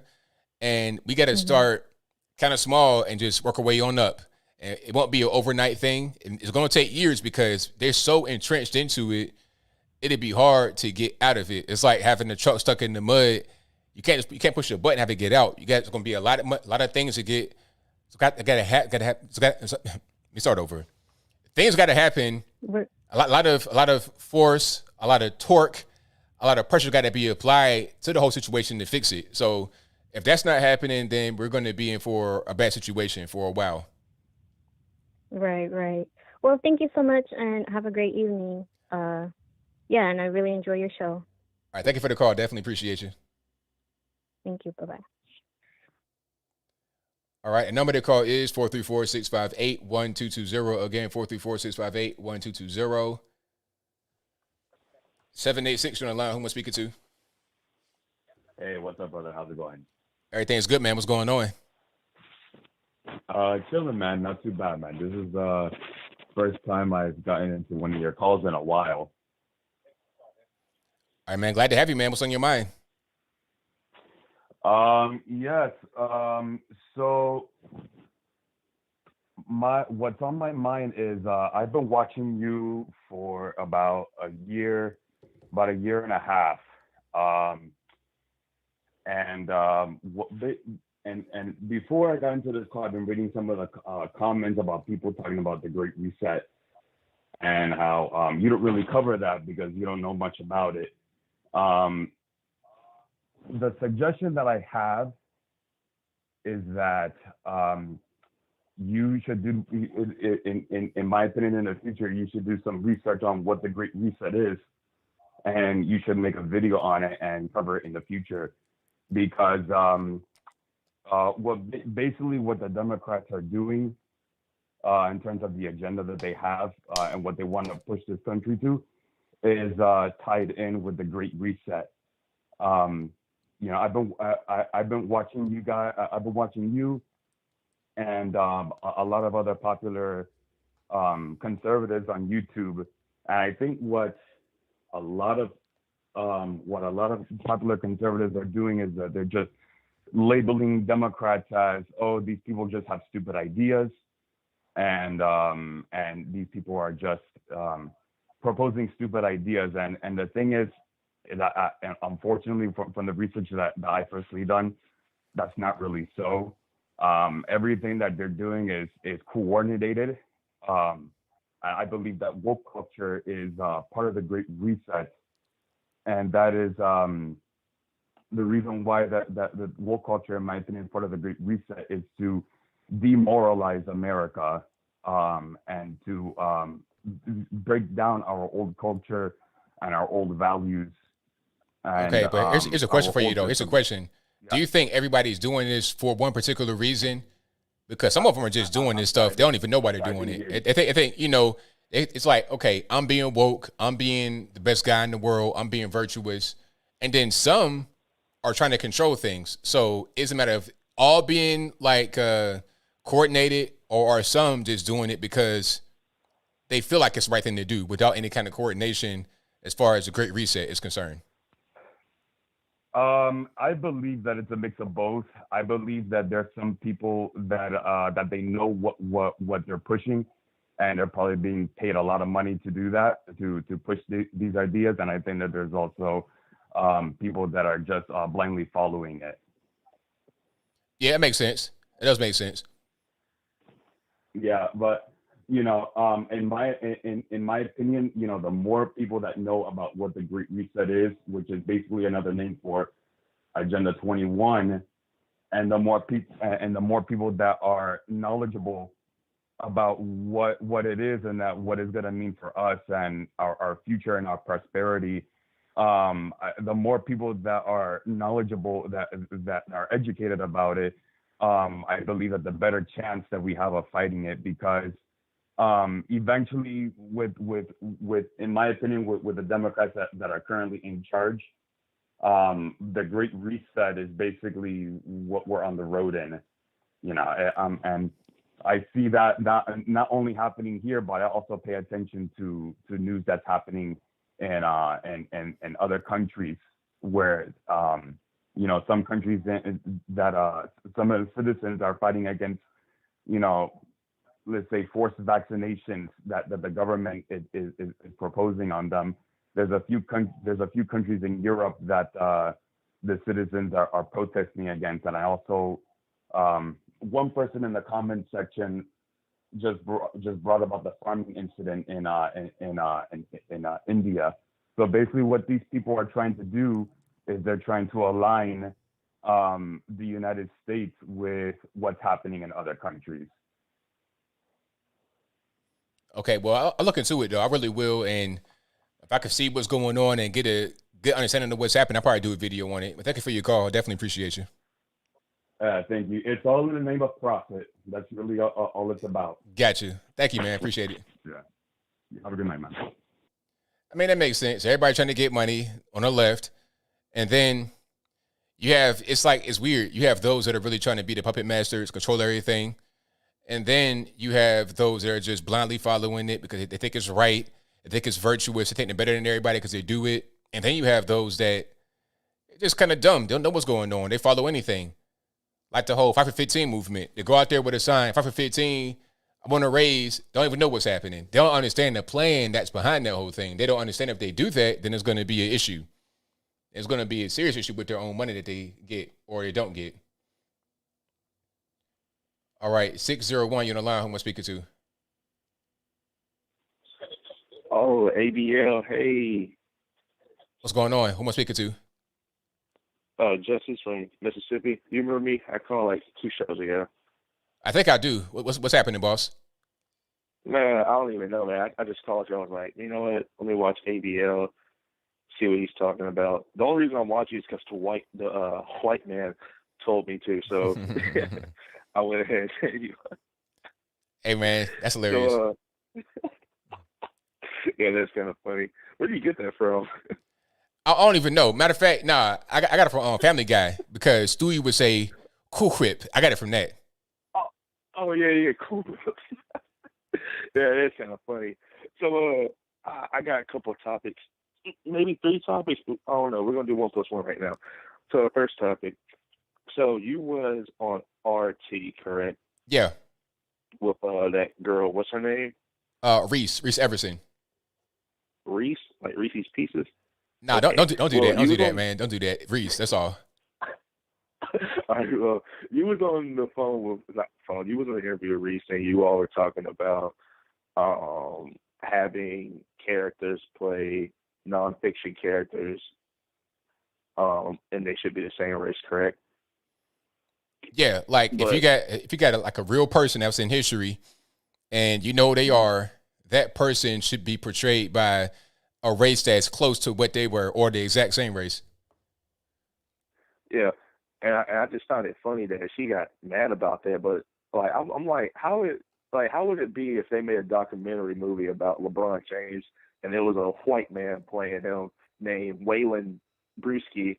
People would throw a fit, but she got mad at you because of what you said about, the same thing. Like, she would have got mad if it was the other way around. And she tried to act like, no, I wouldn't. We need more, what's the word she used? We need more representation. Representation. And I just found that funny. I'm like, no, that's not how it works. So, I mean, you're not going to get President, like, Denzel Washington's not going to play President Trump, So I don't see why she got mad at you for that. Yeah, shouldn't be mad about that. I mean, like I was saying in the debate, if you have Black Panther, I don't want to have Chris Pratt play T'Chaka, nobody. This is a movie about Africa, and it's a whole black thing. It should just make sense to have black character. And this is a fictional thing. But if you got a real person, if you got a real person, it's even worse because that's an actual person that existed. So why would it be a whole different guy? It doesn't make any sense. Exactly. And people are funny. People keep saying I'm white. I'm not white. I'm looking at the chat. I am not white. Don't worry about that, man. The chat, they good, but that'll easily distract you. So don't worry about that. Yeah. All right. Second thing I say. So I sent you a super chat. I told you. So the governor here, Tate Reeves, he said he would loosen COVID restrictions here in Mississippi. I mean, they're already kind of loose, but he still said that, right? Correct. But here's the kicker. He said if you get the COVID shot, both of the COVID shots, you won't have to wear face mask anymore. That means like nowhere, the mall, the movies, Walmart, Target, Kroger, corner market, anywhere. How do you feel about that? Do you feel like that's kind of like if you do this, you get this? How do you feel about that? I think that's okay. Well, I'm gonna answer your question. Because we got time constraints. I mean, it's fine, really. But my thing is, at that point, I'm gonna pretty much do what I want to do anyway. Like, what are you really gonna do? Are you gonna check my vaccination card at the door? Because if you're gonna do that, what's the point of even saying that you can go without it? If I'm still gonna get checked and harassed, it's the same thing. Just leave me alone. Just let me do whatever I want. If I want to wear a mask and protect myself, allegedly, then I should be able to do it. If I don't, then I should be able to do that too. That should be what it is at that point. If you're going to say, okay, if you get the vaccine, you don't got to just let everybody do what they want. Have recommendations, but don't enforce them. That's the way it is here. It's recommendations, but it's not enforced. And everybody pretty much wears a mask. Some don't, but most people do. But there's no actual enforcement of any kind of rule. And no police, like you won't get locked up for not wearing the mask here. Yeah, same here. Like when I did a baseball detail at USM, my lieutenant told me if people aren't wearing masks, don't worry about it. We're not the mask police. And I say, you're in Tennessee, Mississippi, Tennessee is kind of the same. Like I'm not gonna. We can't take people to jail because you don't have a mask on. That's stupid. Right. Exactly. I mean, maybe in California they might do that. How do you say California? They might do it over there, but I think that's going over the. It's going too far. That's overboard. Right. Yeah. But that's all I had to say, though, man. I'll think of a topic to debate you in one day. Right now, we're good though. Right now. Thank you for the call, man. All right, you too. All right, now. I'm gonna let you slide. All right. All right. Yeah, shout out to the caller and good luck with that one. You want to debate me? Good luck with that, sir. May the force be with you on that one because I might not end up too well for you, but I'll move right along. The number to call is 434-658-1220. Again, 434-658-1220. All right. Hold on. Shaka Zulu was shown on TV years ago. It showed bare-breasted women. That's how it is down there. Like, especially in Lesotho. I mean, not Lesotho, but Swaziland is like that. And you got, Swaziland is crazy. You got this emperor or king, right? The Swazi king. This guy, it's a poor country that's totally surrounded by South Africa. It's landlocked by South Africa, right? But the king has like 18 wives, and they all have a road to their house from his house. Like they got their own house, and there's a road from his house that goes to their house. But the nation is completely just third world country. It's crazy. The corruption in Africa is ridiculous. But I digress. I'm getting off the track. Let me get to the next call. And let's go 724. You're on the line. Who am I speaking to? Hey, Bill. This is Zach. All right, man. What's going on? How's it going, man? Hey, did you hear about Crowder yet? I don't know if you talked about that yet. I saw something about that, but I'm not sure what's going on. Can you inform me? Yeah. All it was basically for months now they've been talking about voter fraud over there. Yeah. And they went around and looked at actual addresses. They were doing the mail-in voting, and they found hundreds of these places that were vacant. They're fake addresses. Oh yeah, I did see that. So they actually went to the addresses that were listed to see if they were real places or not, and then they found out these are like not even existing, middle of the road. Thank you for the tea. So it was just weird, but yeah, I did see that. Yeah, that's crazy. But the thing about it is they suspended him on Twitter. Oh, of course, they're gonna, that. But it's like, how you going to suspend a man for just showing real information? This is not him making up stuff or conjecture or misinformation. This is real things. Okay, here's the address I'm going to. Nothing is there. They were trying to say doxing. Ain't no doxing because it's not a real address. You can't dox someone or something that's not there. when they showed the message that they sent to Crowder, he showed it. It said, like, you know how it tells you why you're being banned or why you're, you know, it was blank. They didn't even tell him what. You know what I'm saying? So it's crazy. But you know, that girl that called earlier, you know, and several other people that asked about, like, can moderates or conservatives, you know, overcome this and win? Yeah, of course we can, man. Because the left is going to take it too far. They're already taking it too far. Look at that stuff with Coke. I know you talked about that, right? Yeah. You did a video, I believe, on that. They backed out on that, right? Didn't they? Oh yeah. Well, as far as that one thing, because it was on LinkedIn Learning, that particular lesson plan was on LinkedIn Learning, and LinkedIn removed it from their platform. So it wasn't Coke that backed off. It was LinkedIn that actually took it off. Right. But either way, I mean, when the left goes too far with stuff like this, normies are going to see that. They're going to wake up to that. And it's going to take time. It's a gradual thing, you know, like you said. But this stuff, political stuff, goes in cycles, man. You know, it goes in cycles. So I don't think the left is going to take over for good. No. And we're going into communism or something. I know people are really worried about it, but I mean, just stay in there, you know, talk to people, you know, spread the message. You know, you do a great job at it, but you know, it's an uphill fight, like you said, but I think we're going to be all right. 100%, man. Absolutely. Thank you for your call. Definitely appreciate you. All right. Have a good one. Same to you.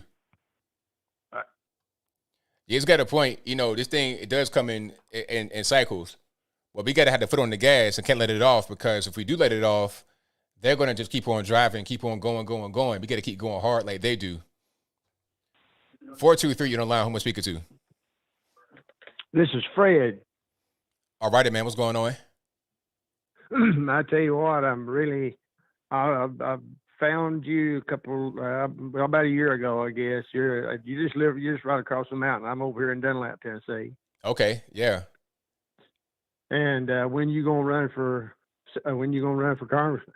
I don't know. I mean, no, that's a common question I get asked a lot. I may need to do it soon, but I don't really know. Soon, I guess. Yeah. Well, I tell you, you got your head on straight, and you're willing to tell the truth, even if it puts you at odds with the mob of crazy people in the world. I appreciate what you do, ABL. I sure do. And you just keep it on up, and I invite you to come over, and we'll come over to Dunlap, and I'll take you over to eat on the farm over here that's world famous, at least around Chattanooga it is anyhow, Cookie Jar Cafe. Okay, yeah, sounds good to me for sure. Yes, sir, buddy. You keep up the good work. Appreciate you, man. All right, thank you. Appreciate you. Yes, sir. All right, Cookie Jar Cafe. Now, I see today's in the chat. Remember that Cookie Jar Cafe, we going up there, all right? Okay, so let's get to some more here. 978, you're on the line. Who am I speaking to? Hey, ABL, this is Steve Baldessari calling. How you doing? Everything's all right, man. How about yourself?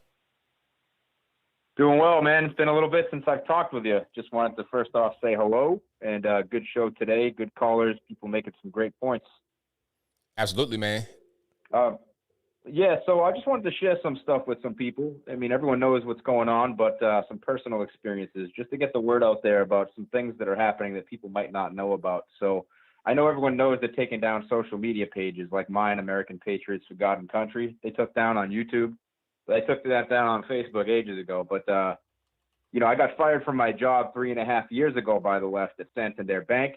They blacklisted me. They won't let me get jobs anymore.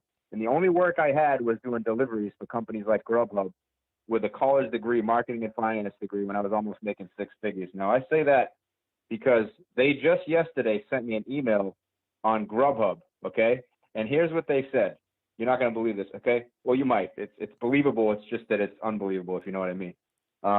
We have recently received notification that you are not wearing PPE, you know, personal protective equipment, while completing deliveries. We have recently communicated that this is a necessity, and if we continue to receive complaints, we will end our partnership in the interest of public safety. Please continue to the ordering portal, you know, trying to get you to comply. So I sent them a big response email, okay, and I dissected exactly why these mask mandates are completely unconstitutional. especially for my state of Florida. So people really need to start pushing back. I could go into everything like the violation of my 4th, 5th Amendment, First Amendment, and the fact that Governor DeSantis in Florida on September 25th, okay, created an executive order, signed it, and said there's no mandates. It's suggested, not ordered, and that the Constitution is not superseded by county ordinances. So there's a lot more there, but it would take probably 25 minutes to talk about. So I wanted to just share that with you guys and just say it's time to take off your mask and put back on your freedom, because these people are coming for you. They have come for me. They have ruined my entire life. I'm in danger of losing everything. Okay. I have a business that I formed out of the ashes called American Patriots Apparel. You see me in the chat room. So check out American Patriots for God and Country on Telegram. I'm going to take a breath here and let you say something, ABL. Well, that's a lot there. I mean, so Yeah. what was the key thing that they got you on? Because there was a lot that you were saying, but what was the key thing that they got you on? Was it the whole mask situation? Yeah. Well, so I don't know who it was. That's the other thing. So the Sixth Amendment requires people to know their accuser. It gives them the ability to. It's law.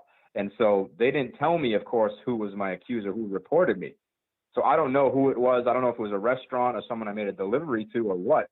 But in a state like Florida, especially even, when the governor is saying with executive order that it's not mandated, you still have these corporations, these liberal left corporations stepping over the governors, over the laws, and saying, if you don't comply, the next time we hear anything, you're done. But then when you try to sign in, they suspend you already, and you can't even drive anymore. So they don't even tell you that they're doing that. It's very suspicious, very suspect, I should say. Yeah, that seems pretty crazy, man. Yeah. So just wanted to get that out there. Share your information, share your stories, because they're censoring us everywhere. They don't want people to know what they're doing to us and what they're coming. Do not take these vaccinations, even if they don't, change your DNA with this RNA stuff. I think they will, but even if not the first one, maybe the second. But you can't take these shots, people. You can't, because it's about giving up your liberty. If I'm perfectly healthy, who are they to tell me I need to put something in me where I don't know what it is and it's been doing harm to people? But that's all for now, ABL. I could go for a while. So thanks for having me on, all right? Thank you for the call, man. Definitely appreciate you. All right, brother. Check out AmericanPatriotsApparel.com. Type save 15 to check out. Peace, y'all. All right, now. Take care. All right, let's get to the next one here. Let's go. Unknown caller, who am I speaking to? Hi, my name is Marianne. Thank you for taking my call. No problem. Just a couple of things. First of all, thank you for bringing up the flu statistics in England, because, yes, that doesn't seem logical at all, that there's not one case of the flu. Not at all. And you wonder why. That's number one. Number two, I just saw an interesting article today, Boston Globe. Now that's another state that wants to deal with the drug issue and just try legalizing all of that. So that's another concern that we should be paying attention to, because the more you start doing this, the momentum builds up, and then more states jump on board. So, and I can't understand why anybody would want that, because all we're doing is weakening our youth and our citizens of the United States. For the gentleman that just called about the threat of communism, we can fight back. But I agree with you. We have to keep our footing, because if we don't, slowly but surely, it's going to go that way. Oh, yeah, absolutely. Because it'll start slowly with certain little things here and there, and then it'll keep growing and growing. Right now. But there's a lot of things. Crowder, that was great. The picture he showed for the addresses was a fenced-in piece of machinery in the middle of nowhere. There was nothing else around it. So, and the other thing is that I feel that there's so much going on here, there, and everywhere. So you have the Coca-Cola, that's one issue, and I hope people keep all the conservatives band together, start supporting people that are for our cause, because that's what's going to happen. And it's not to cause division. It's just to prove a point. Like you said, this is one of how many. It goes on in other major countries where they're trying to just push the other side's agenda.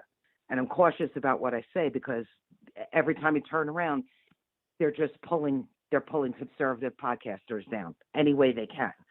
So regardless whether these are private companies or not, we have to find our workaround to get our own format and our own agenda that none of us can be censored, because that's what's going on. So that extremism will continue to the point where how do we get our word out? And that's something that's a concern, because it does start slowly. It's going on right now. And if we don't grab a foothold on it, it's going to be lost. Yeah, definitely. So these are just things I wanted to bring up. And also that there seems to be just so much going on in regular media that it detracts everybody. There's so many issues going on that we should be keeping a laundry list of the things that are not answered yet. I see that they just brought up something for the issue of the Eric Swalwell case today. Uh-huh. There were questions being raised to the FBI because there's things that they're put out there we don't have answers to yet. We have no information. None. It's like they're pushed out, they're forgotten, and the next thing comes into play. So it kind of, I feel like we're almost being derailed, and it's just the pace at which things are changing and things are being brought up and dismissed, we have to keep track of. We just have to have a laundry list and just keep it going. Where are the answers to this? Where are the answers to that? That's right. Because every way we go, there's so much that are we really keeping track of it? So I'll see what happens. But I'm curious, why do you think they are putting out the statistics they say with no flu virus, which, like you said, who believes that? Because people there has to be some kind of way to justify all this mask stuff, and also a way to justify all the fear that they've been pushing out here for a long time. You know, they can't just say now that it was all phony, it wasn't really necessary. They got to keep it going because they already done put it out there now, so they got to sustain it. They have to, justify what they have done. And when I think at the end of this, when it's all said and done, we'll know that it was not needed. All the shutdowns and killing the economy and spending trillions of dollars, it wasn't needed. So it's way to get the whole thing going and keep the lie alive, in my opinion. Well, how many people really believe that, though? It to even put it out there. I mean, the average person probably doesn't really think twice. They don't really look into the statistics and numbers like we do. All they know is that they're scared of the virus, and they'll see that there's no flu, and they may think, oh, well, the mask are working. Let me keep wearing the mask. Although what's really happening is probably that the flu has been lumped into the virus. See, it's a whole game they're playing. It's just amazing. The other thing too, I wanted to bring up because I also. Well, I'm sorry, I have limited time, so I have to kind of end the call here. Thank you for your call. Definitely appreciate you. Okay, thank you. Bye-bye. Have you. a great night. All right, shout out to the caller. Let's get to the next call here. 626 on the line. Who am I speaking to? Hi, ABL. My name is Nellie. I'm calling from the left coast. I'm sorry to hear that. Hey, can you hear me okay? I hear you well. Can you hear me?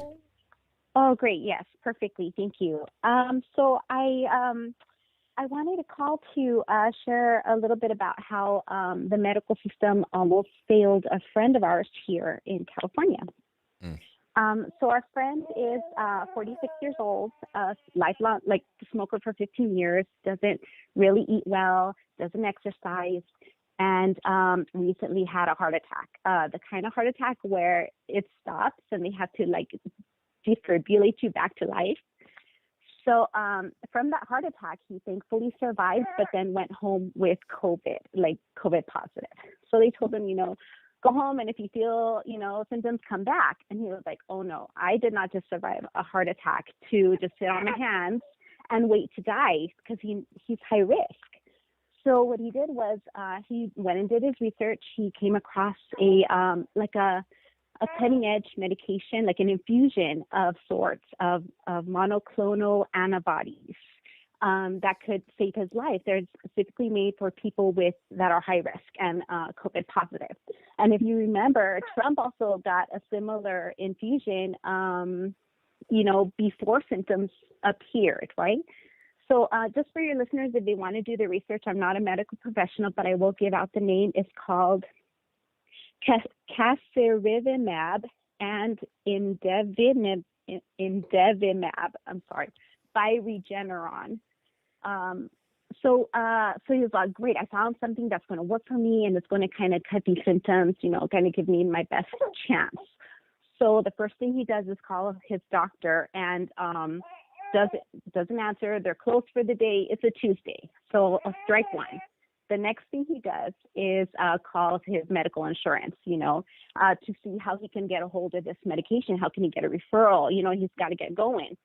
So the first agent that answers is, get this, offended that he wants to get this life-saving medication. Offended?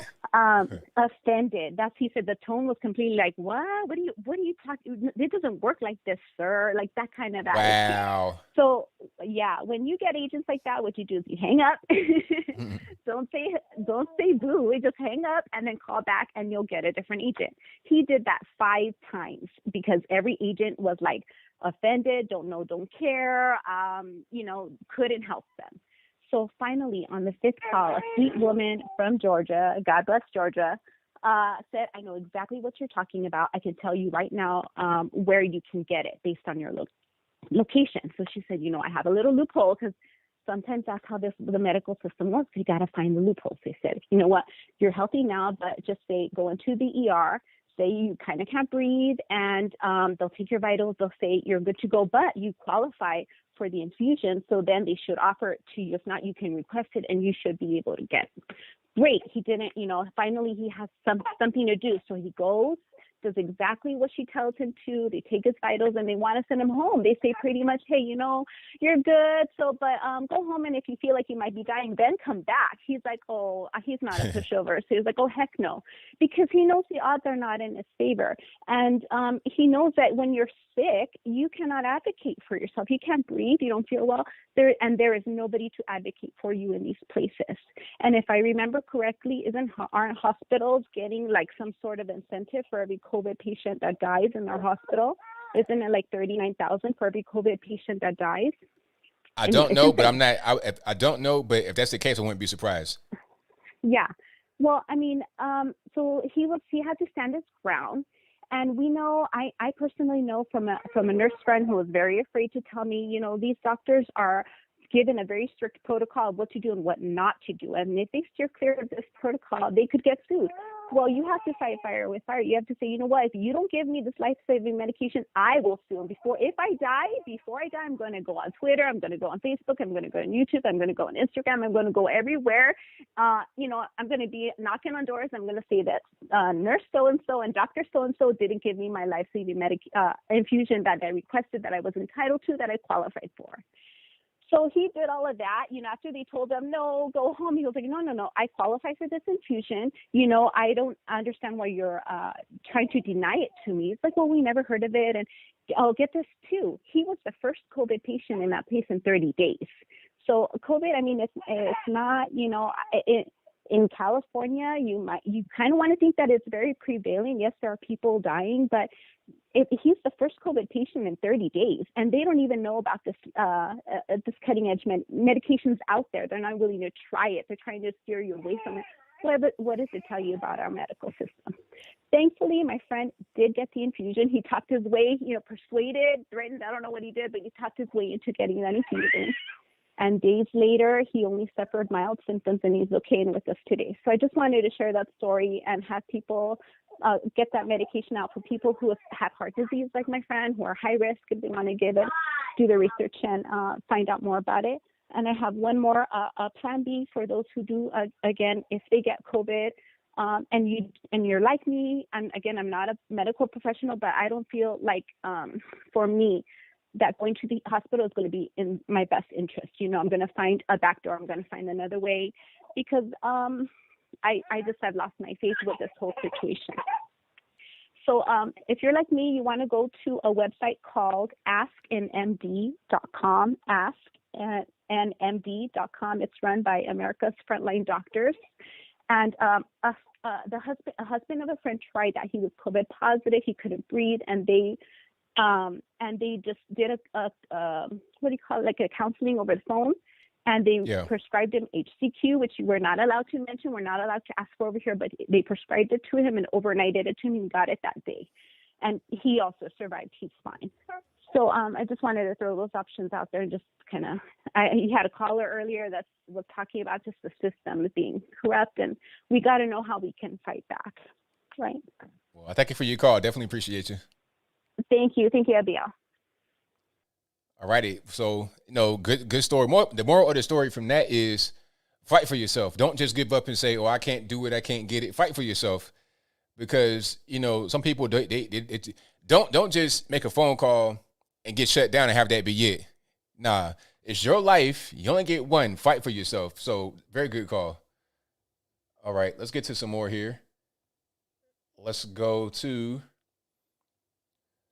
323 on the line. Who am I speaking to? Oh, hey, Chris. Oh, this is Chris. How you doing? Everything's all right. How about yourself?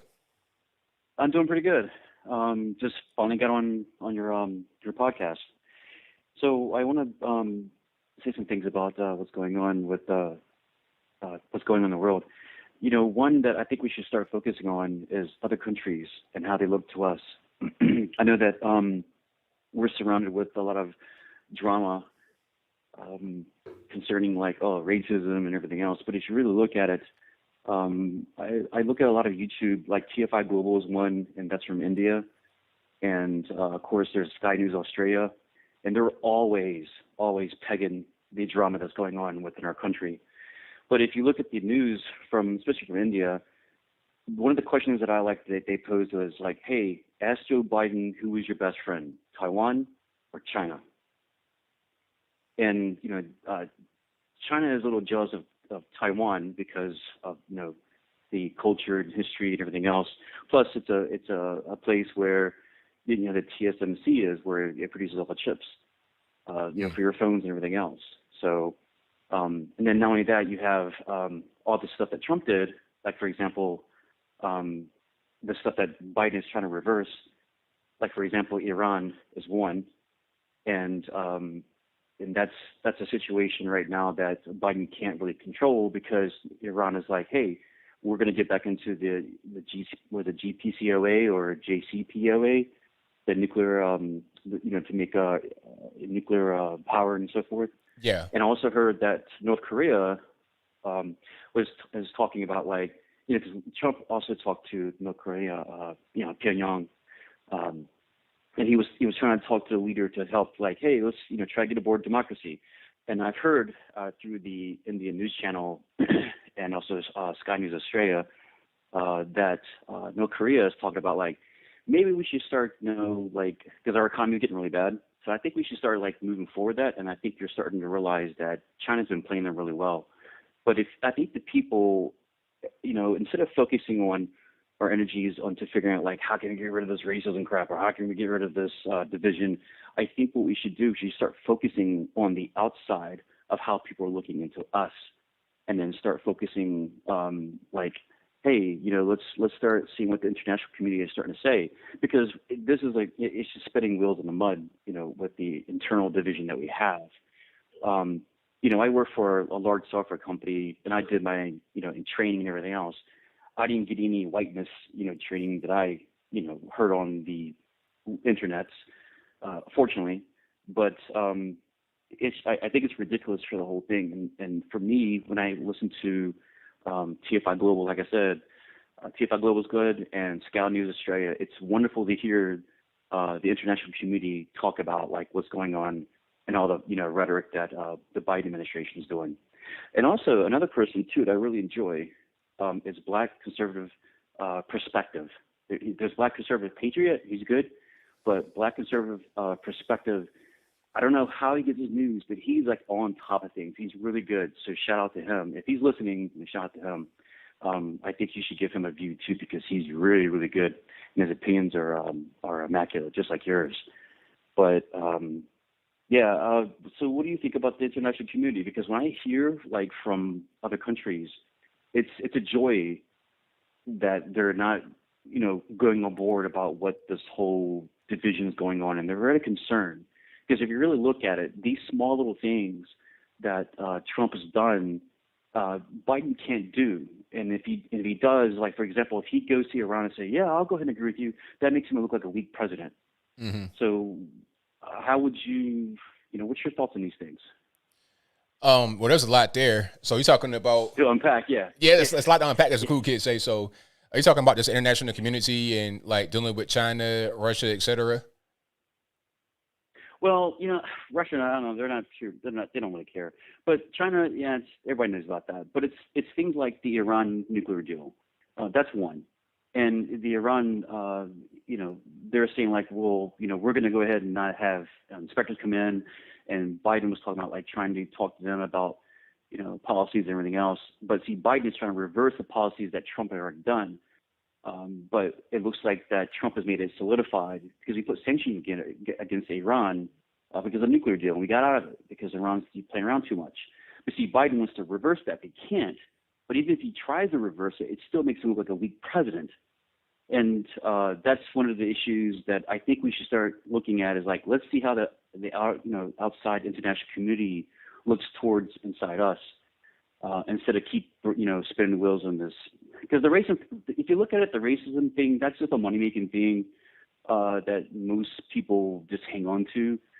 I have friends I've dated, multiracial, we're going to call it, and I've never experienced none of this stuff at all. Oh, and by the way, I'm from Virginia. I heard you're from Virginia. Okay, yeah, too, Virginia. So. Yeah, yes, indeed. Yeah, Richmond area, and then I moved to Nova, and then I went back down to Virginia Beach, and then I pursued some TV film stuff. But I had to get out of that because I just didn't fit, and I feel for Gina Carano because I had a lot of fights and when I was dealing with all the red carpet stuff and everything else too. So I'm out of this whole thing. Right. So, but yeah, like I said, now I'll hurry up. I know you're a busy man. But yeah, when I listen to like other countries, like India is totally on board with us. And if you look at Sky News Australia and TFI Global, which is an India news, you're going to hear a lot of stuff that go against Biden's administration and how the leftists, want to, segregate everybody else. So I think the international community is starting to see a lot of these things, but we also should pay attention to some of these foreign policies because it may not impact you right now, but it's going to impact you later on. Right. So I think this whole race thing and division, it's all a cloud. I got you, man. As long as you see what I'm saying? Like it's 100%. A cloud that just for your judgment, and you can't see the outside picture. So. Well, thank you for the call, man. Definitely appreciate you. Yeah. Okay. Take care, man. I know. Bye. Right. Shout out to the caller. Yeah, I mean, that's a good point. A lot of these other places, they're different. The coverage is different. But the question is, does the different opinion represent the majority or close to a majority in their country? Because I heard some stories that are different depending upon, the situation, I suppose. All right, let's get to the next one. 860, you're on the line. Who am I speaking to? Hey, Anthony and Sonia, how are you? I'm doing it right. About yourself? All right. I got my tinfoil hat on. So you ready for my conspiracy theory? Let's go for it. In light of everything that's happened, I really don't think it's too crazy. You remember when Amy Coney Barrett was getting her hearings for her nomination, and we had the Handmaid's Tale outside protesting? Yeah. And then when Kavanaugh was up for the job, I don't know if I pronounced his name correctly, we had Alyssa Milano in the first pews there with her signs. Yeah. They really went hard on these two, and I think he was even crying at one point. But do you think perhaps that they were planned? Ooh, Alyssa Milano and what was it? The Handmaid's Tale or No. the SCOTUS nominees, and that they really went out of their way to make it look like they were the worst thing ever because they were never there for Trump in the first place. Just a thought. I mean, that's possible, but I doubt it. I seriously doubt it. I think that maybe they may vote in a certain kind of way that we may not want all the time, but I think overall they've been pretty good. Overall, they've been pretty good. But as far as I just thought it was strange that they wouldn't even see this, they wouldn't even hear the evidence for PA. And as you know, Clarence came out and said it was inexplicable. So I know you're going to walk me off the ledge, but it's out there, you think? I think, anything is possible. But I know one thing that Trump was trying to do throughout the administration is get people confirmed. And it was always a battle. Always, always, always. That's why he would do stuff like fire somebody and then have the acting director of X, Y, and Z, because he could appoint the acting director without having them get confirmed, because it's an acting director. So he was just trying to find ways around the backlash from the government trying to work with them and then not trying to work with them. So I think the Supreme Court nominees, they were in there, and they can't really fight against that the same way they were with some of the other picks. Okay. Well, speaking of people in the White House, if I understand correctly, when the new administration comes in, it's up to them if they want a clean house, and they did. They got rid of a lot of Trump's people and hired their own. It seems to be a standard protocol. But they kept Fauci, right? Sure did. So that says a lot about him, or at least tells me everything I need to know about him. They got rid of the Surgeon General. Why would they keep Fauci? Well, Fauci, they like Fauci. Fauci was like the darling of the left while he was in the Trump administration, and he had been there since. True. He had been there since like Reagan, so he's been there through a lot of different presidents, and they liked him. And really he was seen as kind of a mole. He was going on the Breakfast Club and stuff like that, so it just made sense for them to keep. Like, if they would have fired Fauci, the left would have hated him for that, because they like Fauci. Okay. They like Fauci more than anybody else. They like Fauci more than Biden. But you know how they want to get rid of even people in the military who may have some allegiance to nationalism or Trump? So the fact that they kept Fauci around is because they trust him then. They don't have any concerns. Yes, 100%. Interesting. And then about the woke Coke. When I heard about all of that stuff, I thought to myself, this lady who is teaching these classes for people to be less white, is she getting paid less than the BIPOCs she's training? That is a great question, and the answer is absolutely not. And you know what? The funny part is they kind of maneuver around these things kind of cleverly, but not really. She could say, "Oh, I'm not really getting paid that much for this service," or "I'm giving it to you guys, and it's a licensing fee. It's like a cup of coffee," but she's getting paid that fee a bunch of different times. She has a book out there, speaking engagement. So one particular thing, she may not get paid a mountain of money, but from everything put together, it's a whole lot of money. She's a millionaire. A multimillionaire. Right? She owns 3 homes, worth like $1.5 million totally. Yeah, definitely multimillionaire, no question. And then I was thinking about this ethnomathematics, and it was really giving me a headache. And I'm no whiz kid, so maybe you can help me out, and then I'll let you go. This is what I read in a statement about Oregon and them trying to, say that math is racist. Listen to this. White supremacy culture shows up in math classrooms when real-world math is valued over math in the real world. I'm totally confused. I have no idea what's going on. It doesn't make it makes no sense. Like, I was always taught that. Sounds like a lot of wordplay. A whole lot of wordplay that means nothing. I mean, 2 + 2, is it 4 or not? If we're talking about something else, then what that makes no difference at all. It's wrong or it's right. That's it. And you know what it reminded me of? How they switched around people of color when it used to be colored people. Same thing, 100%. All right, ABL, have a good show. Thanks for the call. Take care. All right, thank you for the call. I appreciate you. Bye. Yeah, this whole thing about math being racist, that's the craziest thing in the world. Like, sometimes the right answer isn't always the right answer. What? The right answer is the right answer. If I say 2 + 2 is 4, it's right. That's it. There's no discussion. As a matter of fact, math is the least racist thing that exists, really. Aside from the English language, that's a different story. But math is, regardless of where you come from, who you are, what race you are, there's rules in it that can't be changed due to any kind of cultural thing. everybody knows 2 + 2 is 4. You can put your fingers together, and 2 fingers, 4 fingers. It's simple. But I digress. Let's get to the next one. 803, you on the line. Who am I speaking to? Dr. Patrick Dix. You said what now? Say it one more time.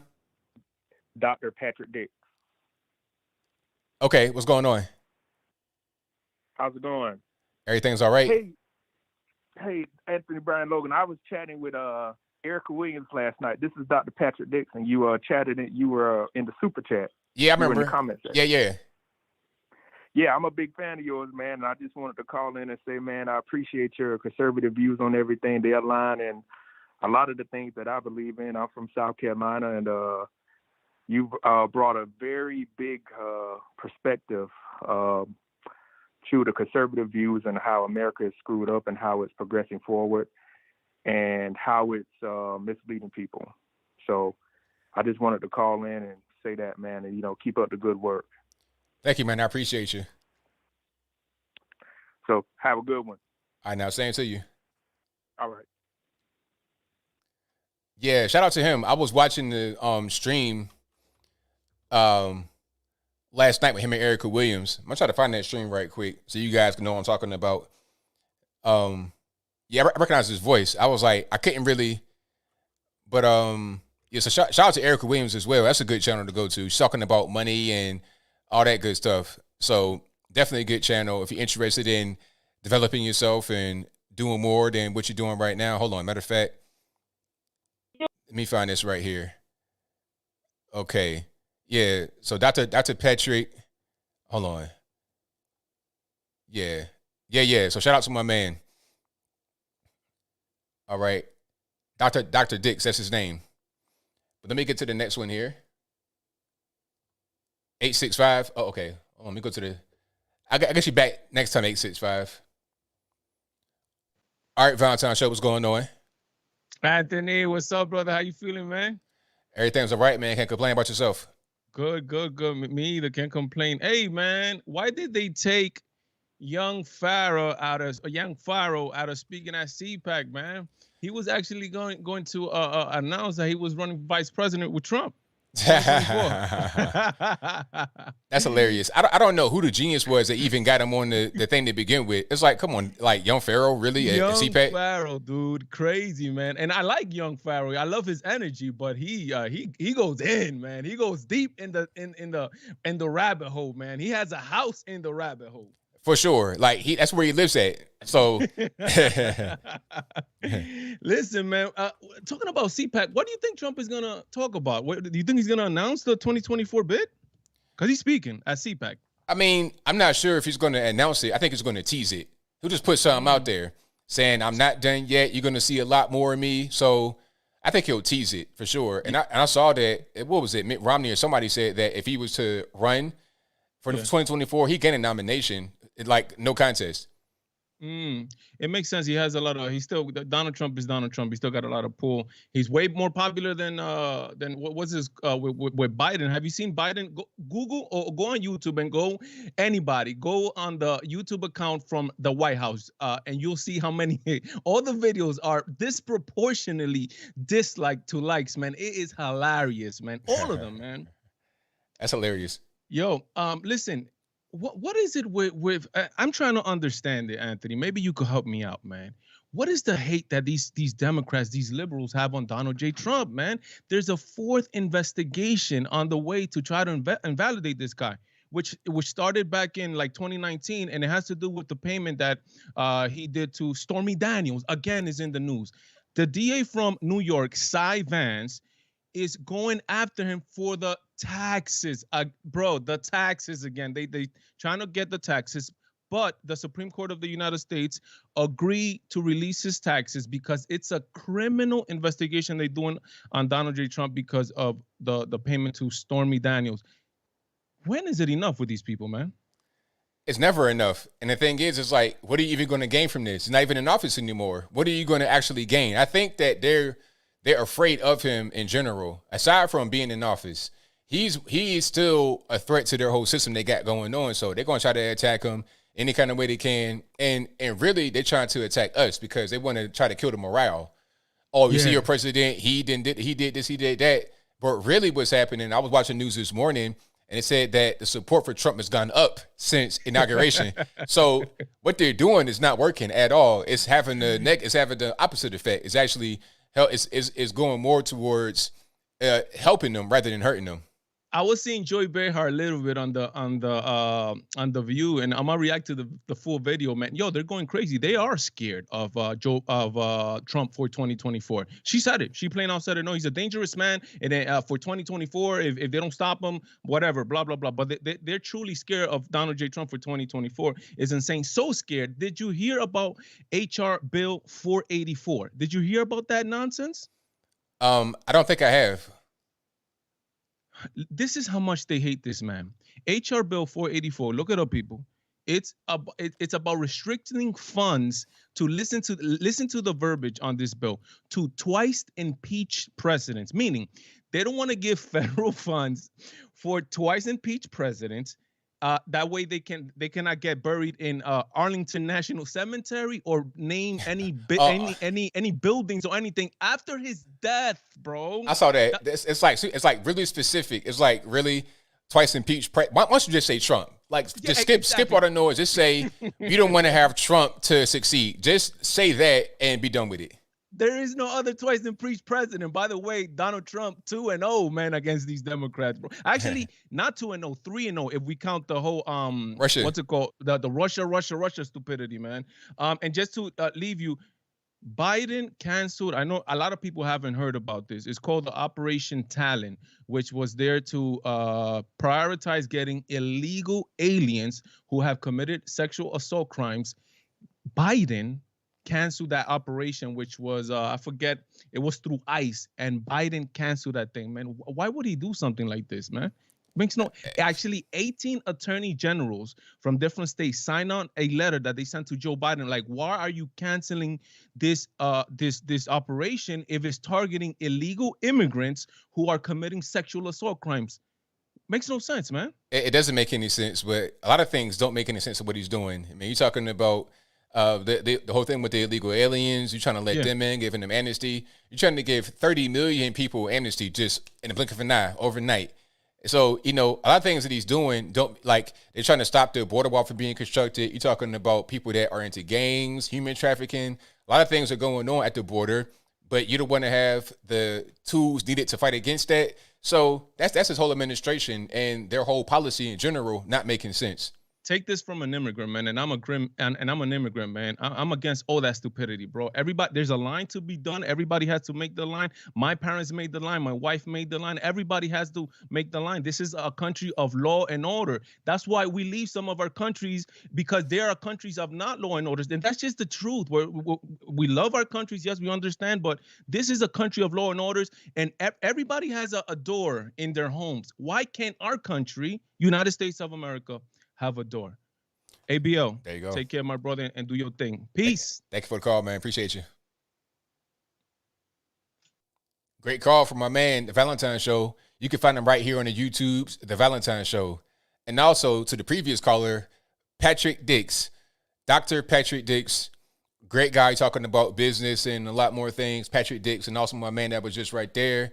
That was The Valentine Show. Right here on the YouTubes. Search him, find him, tell him I sent you. Let's get to the next one. 434-658-1220. 865, you're online. Who am I speaking to? Hello? Yes, 865. You got noise in the background. Turn it off for me, please. Get off. I'd like to be able to voice my opinion here with ABL, if I could. You're live on the air right now with me, boss. What's happening? I'm sorry? You're live on the air right now with me. Yes. Oh, wow. Cool. My name is Billy Wiki. I live in East Tennessee, and I tried to start a petition to remove the Biden administration, a recall. And I went to change.org and started it at a reputable company where they do a lot of petitions. And after 2 signatures, they took it down like within 12 hours or less. It's really ticking me off. Yeah, change.org. You got to go somewhere else. Change.org is going to do that. Anything conservative looking like that, they're going to take it down right away. Can you tell me where to go? Everybody needs to start a petition. We get 74 million people starting petitions. They got to do something. Well, I don't really know. I mean, the chat will probably know what's going on as far as where to go, but I don't really know a specific platform to go to when you're talking about trying to start a petition. But I'm sure you get some good, places to go in the chat. I did put it in chat that I went to change.org and nobody responded, and I put in another one. Well, since I'm saying it right now on the air, there'll probably be some more that respond because they'll be able to hear my voice and they can, so it won't get lost in just a bunch of other comments. So maybe that can work. Also, somebody said you could do them by hand. You could go door to door. That's what my wife said right there. She says do them by hand. You can go door to door. You could do different things aside from using a particular platform. You could search to find out where you wanted to go. I'm sure there's more places to go than change.org. Yes, I'm going to try to find out. And I thought maybe you'd have some advice. And I did want to reach out to you because you're a good person. I like what you're doing. And I know you got a lot of good people following you. And I wanted everybody to hear what's going on. And maybe people get the same idea. We're doing Newsom and we're doing Como. Why can't we do the Biden administration? Nobody wants him in the office. That's a very good point. Absolutely. If everybody would do what I'm trying to do, maybe we could get somewhere. But I'm going to keep trying, and I sure appreciate you taking time to talk to me, and I like what you're doing, my man. Well, thank you for the call, man. Definitely appreciate you. Yes, and God bless you. Take care, and all your listeners, too. Thank you now for letting me talk. I appreciate it, sir. Oh, no problem. All right. All right. So, yeah, if you guys have any suggestions about where you should go to do his petition, please let me know in the chat. Let's get to the next one. All right, Skype caller, who am I speaking to? Hello? Yes, sir. You're live on the air. Oh, hey, what's good, man? I'm a Democrat, but I like listening to your show. I like listening to Ben Shapiro and stuff, just to have half and half. And there's just something that's kind of bugging me. I mean, I'm all for like what the Valentine dude said about 30 million or whatever. I'm not really big on that, but I just want to get your opinion on what do you think of the DACA people? Because I know you made a video about a year ago, but I just kind of want to know what do you think about that since it's about to go to court right now. Yeah, it's a weird thing because you have people that were promised a particular thing and, they came out and signed out for it, but now it's kind of like in limbo. So what do? I don't really know, to be quite honest with you. Now, do you know about DACA? Are you informed about it, like as far as what the program actually is? Is it a permanent thing? But what is DACA exactly from your point of view? Yeah, I mean, I am a DACA recipient actually. So, the point of it apparently is like it was a temporary thing since Obama did it with executive order, and it just granted you pretty much a work permit, Social Security, chance to work, chance to buy stuff, a house, credit, etc. So if it expires, what happens? It expires every 2 years, and you have to renew it. But if it expires, then that's pretty much it. Like you go back, you can get deported, you can get, anything else. So no more social, no more job, all that goes away. Yeah, everything. And see, like the thing about it now is you have to like qualify for that ever since the beginning. So you have to like pretty much prove that you've been in the United States and you've been a good citizen. You have to have a perfectly clean record. So I mean, I feel like it's kind of I was brought here when I was like 2, so I had really no way of really deciding, and I feel like this is my country. Like I'm American through and through. So okay, so my question is this though. Here's the $1 million question. Yeah. Can you now apply for citizenship? Can you go through that whole process like an immigrant that comes over here and does that the proper way would? Can you do that now? Are you an adult? No. Yeah, I'm 27. But one of the stipulations of the DACA program when it was written was it has no pathway to citizenship. So we're pretty much, like you said, we're in limbo. We're stuck. And apparently, I think sometime in the next couple of weeks, they have a deciding vote to pretty much give people that have DACA recipients a chance to apply for a green card. But the news keeps saying that like they have to flip 10 Republicans, which I'm like, I don't really see that as flipping, because I feel like it's something that, it should be like just, So I just wanted to see if your thoughts on DACA has changed, not obviously including. I still got one more question. So if you Yeah. can be just an immigrant from a different country and go through the immigration process and become a citizen, why can't you? So to clarify the question, so if they don't renew DACA and you can't get it anymore, it expires. At that point, why couldn't you go through the process to become a citizen, like an immigrant that comes over and does it that way? Why couldn't you do that? Because we had an illegal entry, and one of the stipulations is you have to enter legally. So technically, what I would have to do is I'd have to leave and then apply through my natural country and do it that way. But the hard part of that is, like, I don't know my country. I wouldn't be able to survive there. I mean, it's rough because I understand your viewpoint, because you didn't come over here on your own terms. You were a baby. You 2 years old. You came over here. So it's not really your fault, but at the same time, what's going to happen is if we just say that's okay, we allow it, others not going to have that same opportunity, because DACA was only for a certain block of people. You can have others that come over here and, like right now, and try to do the same thing. So it's like some people can get that and some people can't. So how is it fair for you, but others can't do it? You see what I'm saying? Yeah, I feel you. I agree. So it's just a weird situation. I'll put it to you like this. I'm not really in favor of the DACA situation. I'll be willing to offer it for a deal. If we can get the border wall and we can get deportations ramped up, okay, DACA recipients keep on. You can keep DACA going if we get the border wall and we get deportations ramped up and we get more border security.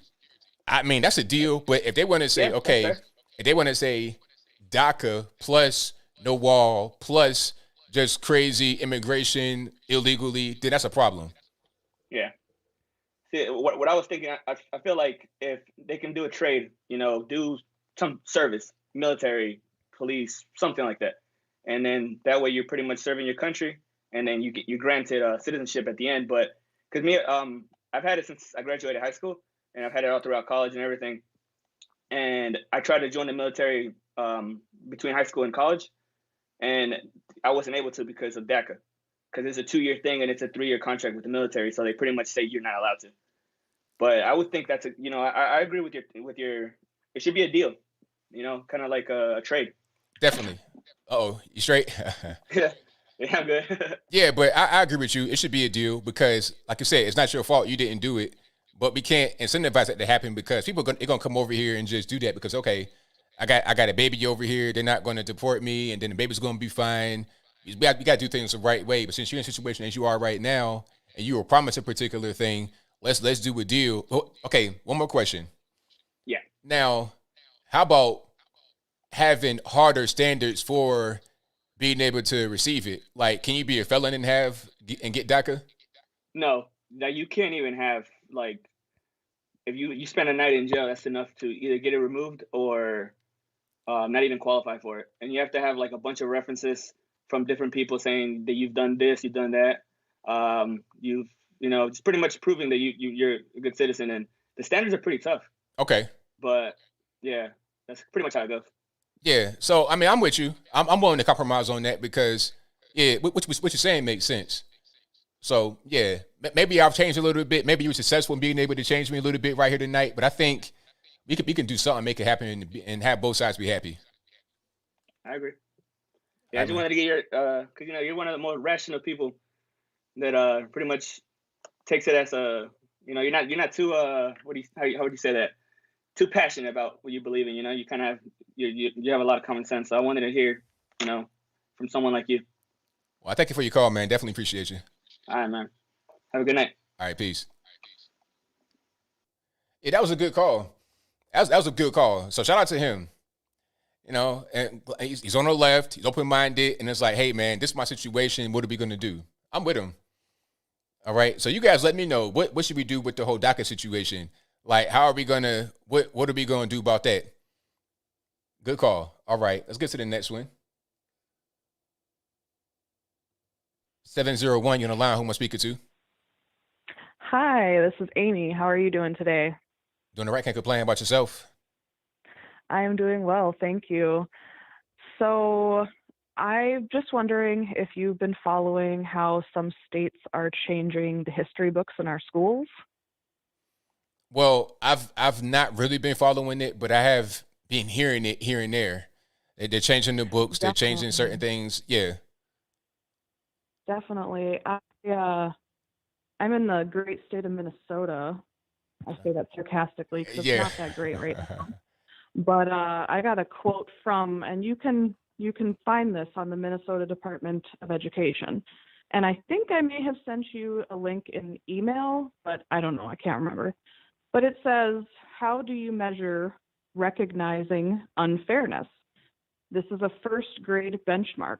And the criteria say, learn to recognize unfairness, stereotypes, and bias on the individual level based on the systemic racism and discrimination.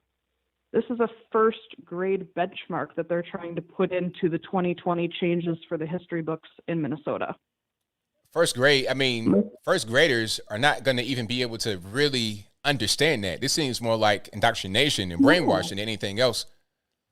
My daughter came home the other day and I was so upset. She just turned 7 and she was crying, and she's all surrounded by her unicorns because she's 7. And she says, Mommy, I don't think I'm a good person. I said, why? I don't have any friends that are dark skinned. Oh my God. Wow. We live in Minnesota, and you do have friends that are dark skinned. You have an Asian friend that lives down the street. We have Jewish friends. We have a Somalian family down the street. We have Hispanic.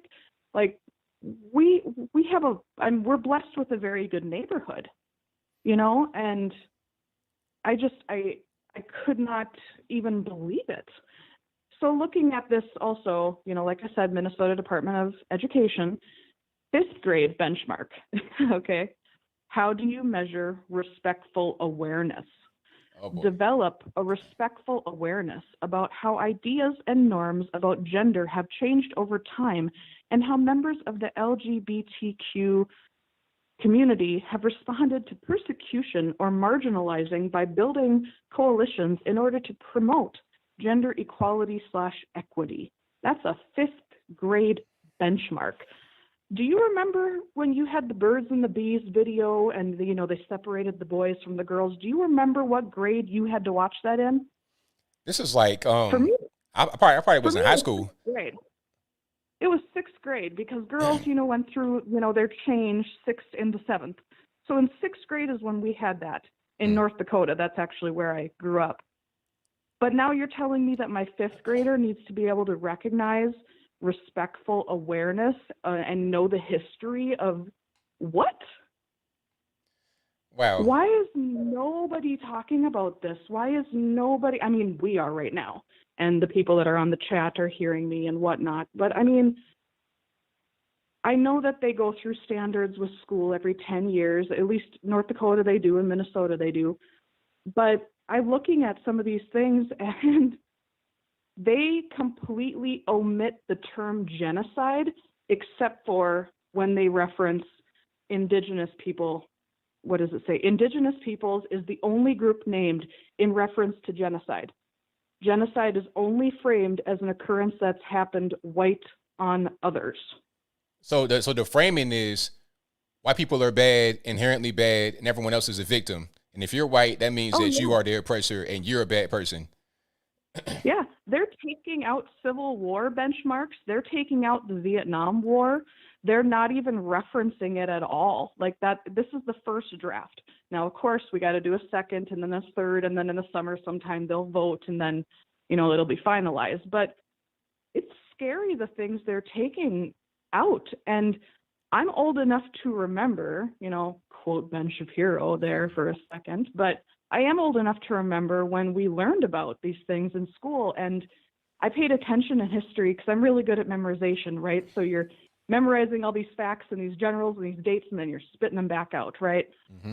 I remember how, Hitler got the control of people, and, I'm Mr. Nice Guy, and everybody likes me and trusts me, and I'm going to make it right for you. I'm going to undo the wrongdoing that happened to you because of World War I and see how these people are bad and trust me. Oh, let's do public banks. Oh, let's bankrupt banks. Oh, let me take your guns. Let me protect you for you. And then he turns around and he kills them all. Right. Of course. Is everybody delusional right now besides the people that are on this chat and this? I'm sorry. I went off on a tangent, but I'm seriously scared and concerned. I understand. I really do. Well, thank you for your time. I appreciate it. You should look into the Minnesota Department of Education changes. It's scary. Well, thank you for your call. Definitely appreciate you. Yep. Bye. That's crazy. I mean, can we let kids be kids or no? Like, what are we going to do? All right, let's get to some more calls here. You guys have been great tonight. Thank you all for being here. If you like what you've heard so far, if you've been enjoying the show, please give the video a thumbs up, like the video, share the video, do all that good stuff. And if for some reason you're not subscribed yet, I don't know what you're waiting on, but go ahead and subscribe to the channel right now. That'll help me out tremendously. All right. 630, you're on the line. Who am I speaking to? 630, hello. Hey, ABL, can you hear me? I hear you well. Can you hear me? Yes. All right, so I just, it's Tyrone, so a few things real quick. One is I just want to tell you how I got red pill. I remember back when it was George W. Bush and Al Gore, and we took this little computer test thing, and they would ask you just a random question. Do you agree? Do you disagree? And stuff like that. And then, like, everybody was like, yeah, Al Gore, stuff like, and, I was the only one in my class. They were like, your candidate is George W. Bush. I'm like, what? No way. Couldn't be. That at that red pill, because all my beliefs and my stance of how I feel about, Second Amendment, pro-life, stuff like that, I agree majority with him. So I guess they say, hey, you're a conservative or you're a Republican or whatever. And the next thing I want to tell you, this whole mask thing is crazy. It's crazy, brother. I mean, like, I'm at work. I have to wear a mask at work. So I go outside. I smoke a cigarette with one of my coworkers, right? I smoke a cigarette with them.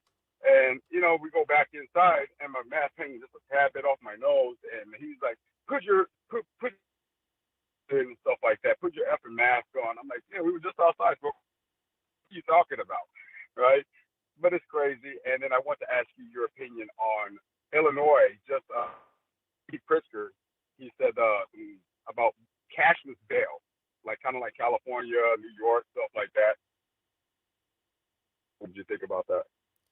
I didn't catch that last part. What was that? J.B. Pritzker signing a declaration for cashless bail. Like, they're not going to have it to affect brown and black people or whatever, minorities, for bail like that. So they want to get rid of pretty much bonding yourself out of jail, because some people can't afford to pay the. You kind of breaking up, but I heard you. You kind of breaking up, but I heard you about the cashless bill. Now, where was that? Was that in New York that they did that, or was it somewhere else? Here. Does that work a little bit better for you? Yeah. Can you hear me better? I hear you. So Illinois, J.B. Pritzker on the whole cashless bail thing. He signed it. He signed like, we're going to do this. We're going to get rid of bail.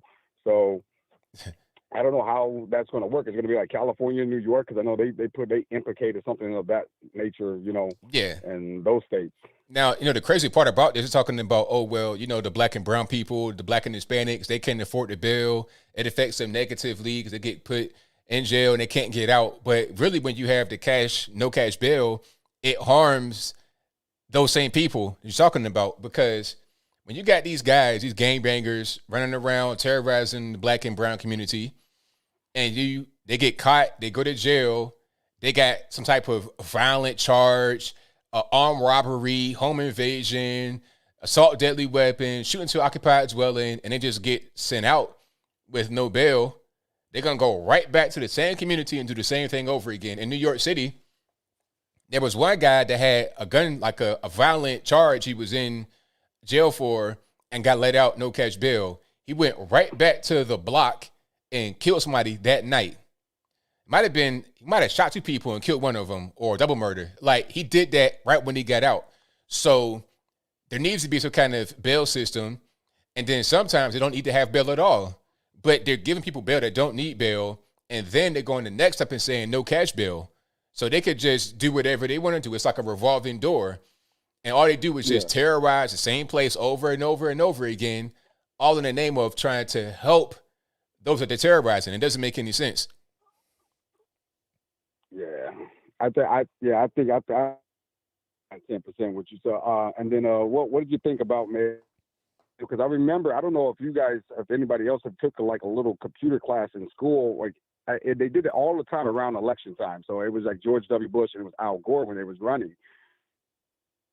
You know, they put this thing up and you're like, okay, everybody answer these quotes on the computer and they're going to pick your candidate for you. So most likely will be your candidate, you know?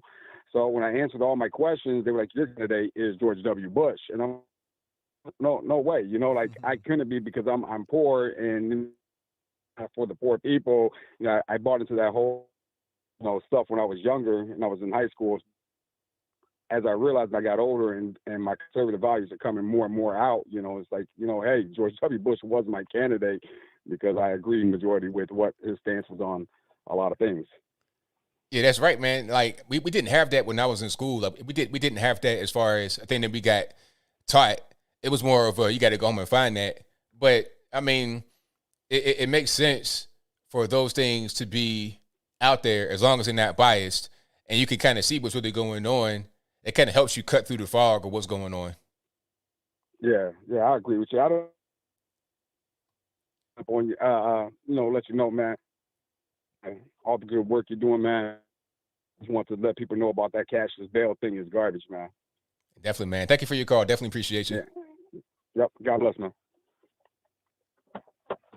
All right. So we got cashless bail up there in Illinois. Chicago running wild. You can be out there running and gunning, terrorizing, and get sent home. No bail, and it's all whatever. All right. Let me get to the next one. 540. You're on the line. Who am I speaking to?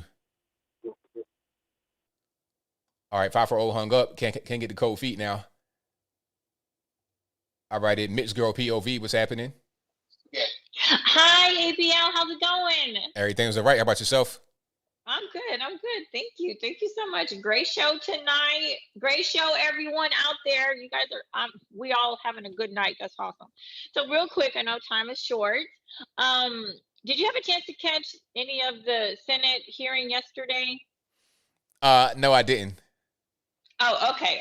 Well, I saw some of it, and the part that really stuck out to me was during that hearing where they were addressing what happened on January 6th, Republican Senator Ron Johnson from Wisconsin shared excerpts from the firsthand witness account of J. Michael Waller, who was there at the Capitol that day.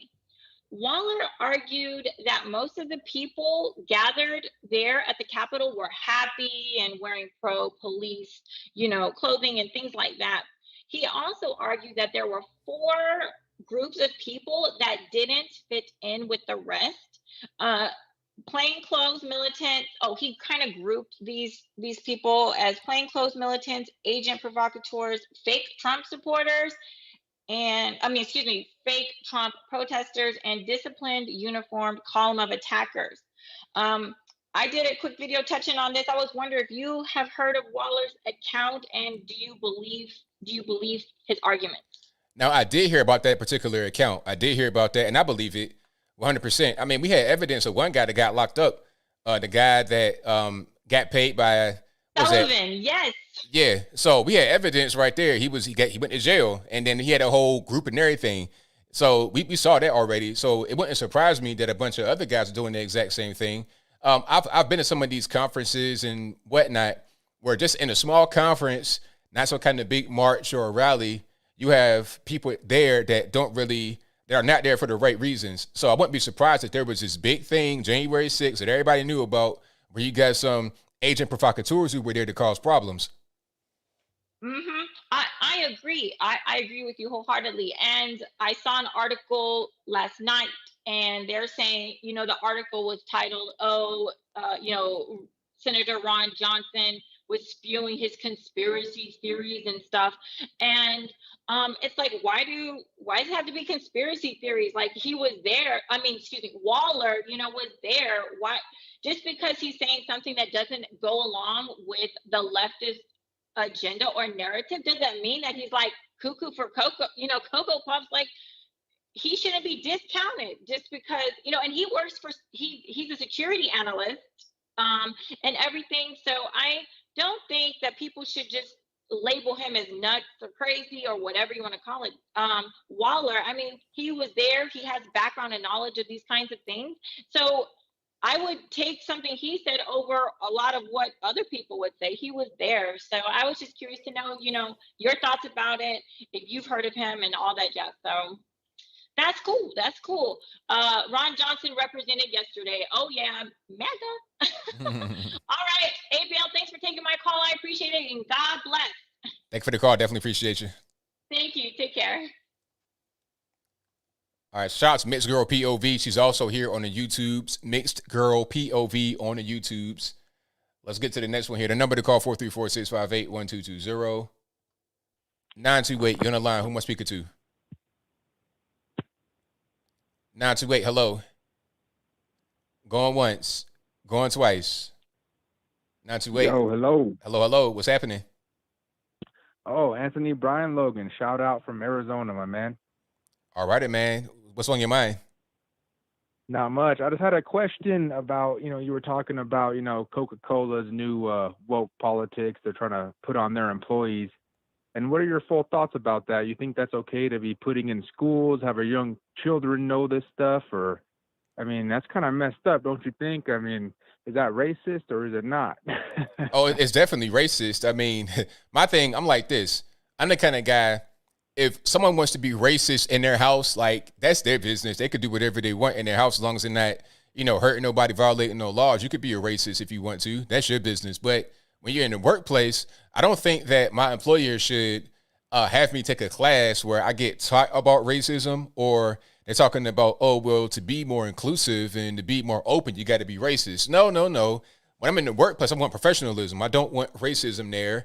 There's the EEOC and things like that already exist. Let's just have that be that, have a cool workplace and no kind of drama. So, they shouldn't be doing that, and they shouldn't be teaching racism in school either. And since when did we learn about, that type of thing at all, good or bad, in school? Reading, writing, and arithmetic. All right? If you bullying somebody, you get into fights, you get in trouble, basic things like that. But aside from that, they're not telling you about how to live your life every day. Reading, writing, arithmetic, that's it. And the crazy part is that the problem with school right now, they're not teaching the basics. A lot of these kids can't even read. They can't read, but they know that they got to be woke, and they know about racism and stuff like that. It's ridiculous. Facts, man. No, I appreciate you saying that. I just wanted to hear it from you. So thank you so much for taking my phone call, and shout out from Arizona, man. We love you out here. So thank you for the call, man. Definitely appreciate you. All right. Have a good night, ABL. We love you. Thank you. All right. Great call. Let's get to some more. And the number to call is, you guys know the number. You already know what time it is. 540, you're on the line. Who am I speaking to? 540, hello. Yes, hello. What's happening? Who am I speaking to? Hey, man, it's Colin. All right, what's going on? Not much, man. I've been sitting here watching some of your videos and listening and stuff, man. The real question I wanted to ask you is, how bad is our Constitution under attack? Well, I mean, that's a really good question. It's under attack. It's a pretty heavy attack right now on the Constitution. It's like it doesn't even really matter. I was reading social media today, and I heard somebody at one of the hearings talking about how can Congress get around the First Amendment to do what we want to do. It's like, what? How did we get around it? Meaning, how did we not follow the Constitution? They asked that actively at the hearing in front of the whole world. It's like, okay, this is crazy. They're not even trying to hide it. They're just doing it actively. It's crazy. Yeah, and it's not right. It's not right for or all. It's not at all. I agree with you. But hey, man, I appreciate it. I just really wanted to ask. You have a good one. Thank you for the call, man. Definitely appreciate it. Thanks, man. All right, let's get to the next one here. Let's go. 910, you're on the line. Who am I speaking to? Heard somebody yet. Hey, how's it going, ABL? Everything's right. Can't complain about yourself. Yeah, I had to turn my stuff down. Hey, couple calls ago, the lady was talking about her fifth graders and all that stuff. Fifth grade. I remember where the guys were walking on the moon. I had a G.I. Joe, John Glenn, with a capsule. I mean, a G.I. Joe doll with the capsule of the 7. You know, he was, you know, Mercury, Liberty 7 or whatever, which one he was in. I swear. What happened to taking kids to the zoo in the fifth grade, you know? I mean, it's like you can turn on the TV and you can see the zoo. You know what I mean? Right. Yeah. That's a good point. I mean, going outside, playing, field trips, you know, field day. You get to go outside, play games, and just enjoy. I mean, we used to be able to do that. And then, of course, the main thing is reading, writing, and arithmetic. It's like to do everything but what built the country. It doesn't make any sense. It's great. Oh, but the other thing, it was about maybe 30, 40 minutes ago. They were talking about other countries not being on board with Biden's deal. Well, just like with Trump, the new leader of Japan, Suga, is spelled like sugar, but with no R on the end, is Suga, as the new leader in Japan. And then Johnson in England, they're like telling Biden, hey, we're on board with the Trump plan as the way to treat China and to keep stability in the world. And I don't even know if Biden is just, you know, he's not there. I mean, I don't even think they're getting through to him, you know? Well, nah, Biden is not even, like I said before, he's like a husk. He's not there at all. The government around him is what is actually governing, not him at all. Right, they're right. And see, that's what I'm saying. The leader of Japan, the new leader of Japan, and Johnson in England is saying, or the Prime Minister of England, Johnson, he's like saying, hey, we're on board with the Trump plan, and China and Iran, we need to be together. And it's like, I don't even know if they're even, anybody in the Democratic Party is even saying back to our, you know, like out in next to China out there, Japan is like our biggest ally in the Pacific. And then you got across the pond, you got Johnson over there, and he's like, you know, we got out of the EU, we're ready to work with you in the US.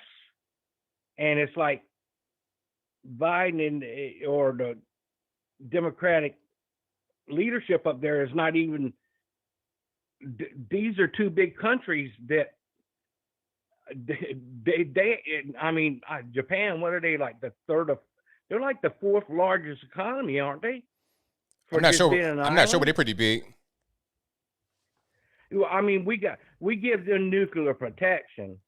We supply that to them, but they're like our biggest asset in the, you know, we're really big in South Korea, but we're really much more beholden with Japan because I think South Korea's economy is a couple of notches below Japan's economy, if you know what I mean. And then across the pond, they're wanting to be our biggest, Boris Johnson's wanting to be our biggest ally which we're not even wanting to deal with the EU. I got you. I'm sorry, caller, but I'm sorry, deal. but I'm at the end of the show. I gotta get to the next call. Thank you for the call, man. Definitely appreciate you. Hey, ABL, take care, my friend. Thank you, man. Appreciate and it. you've had a great show tonight. All righty. All right, the calls are still jumping, so I'm gonna try to get people on. All right, caller, who am I speaking to? 407. Yes, my name is Gregory Carr, and I'm from Florida. And I just was listening to your show not too long ago about the caller that talked about Nazi Germany. Yeah. And I really do believe that we're kind of living in that time, and not a lot of people are realizing that our government's totally against us. And I don't understand why people don't take action more than just writing, because it doesn't seem like if you write your congressman, which I do all the time, or if you call them and leave a voicemail on, just like on HR 127, totally ridiculous, against our Second Amendment rights. And what people don't seem to realize is that Constitution, it's irregardless of that it's on a piece of paper, it's our God-given right. And that all those rights are inalienable to all of us.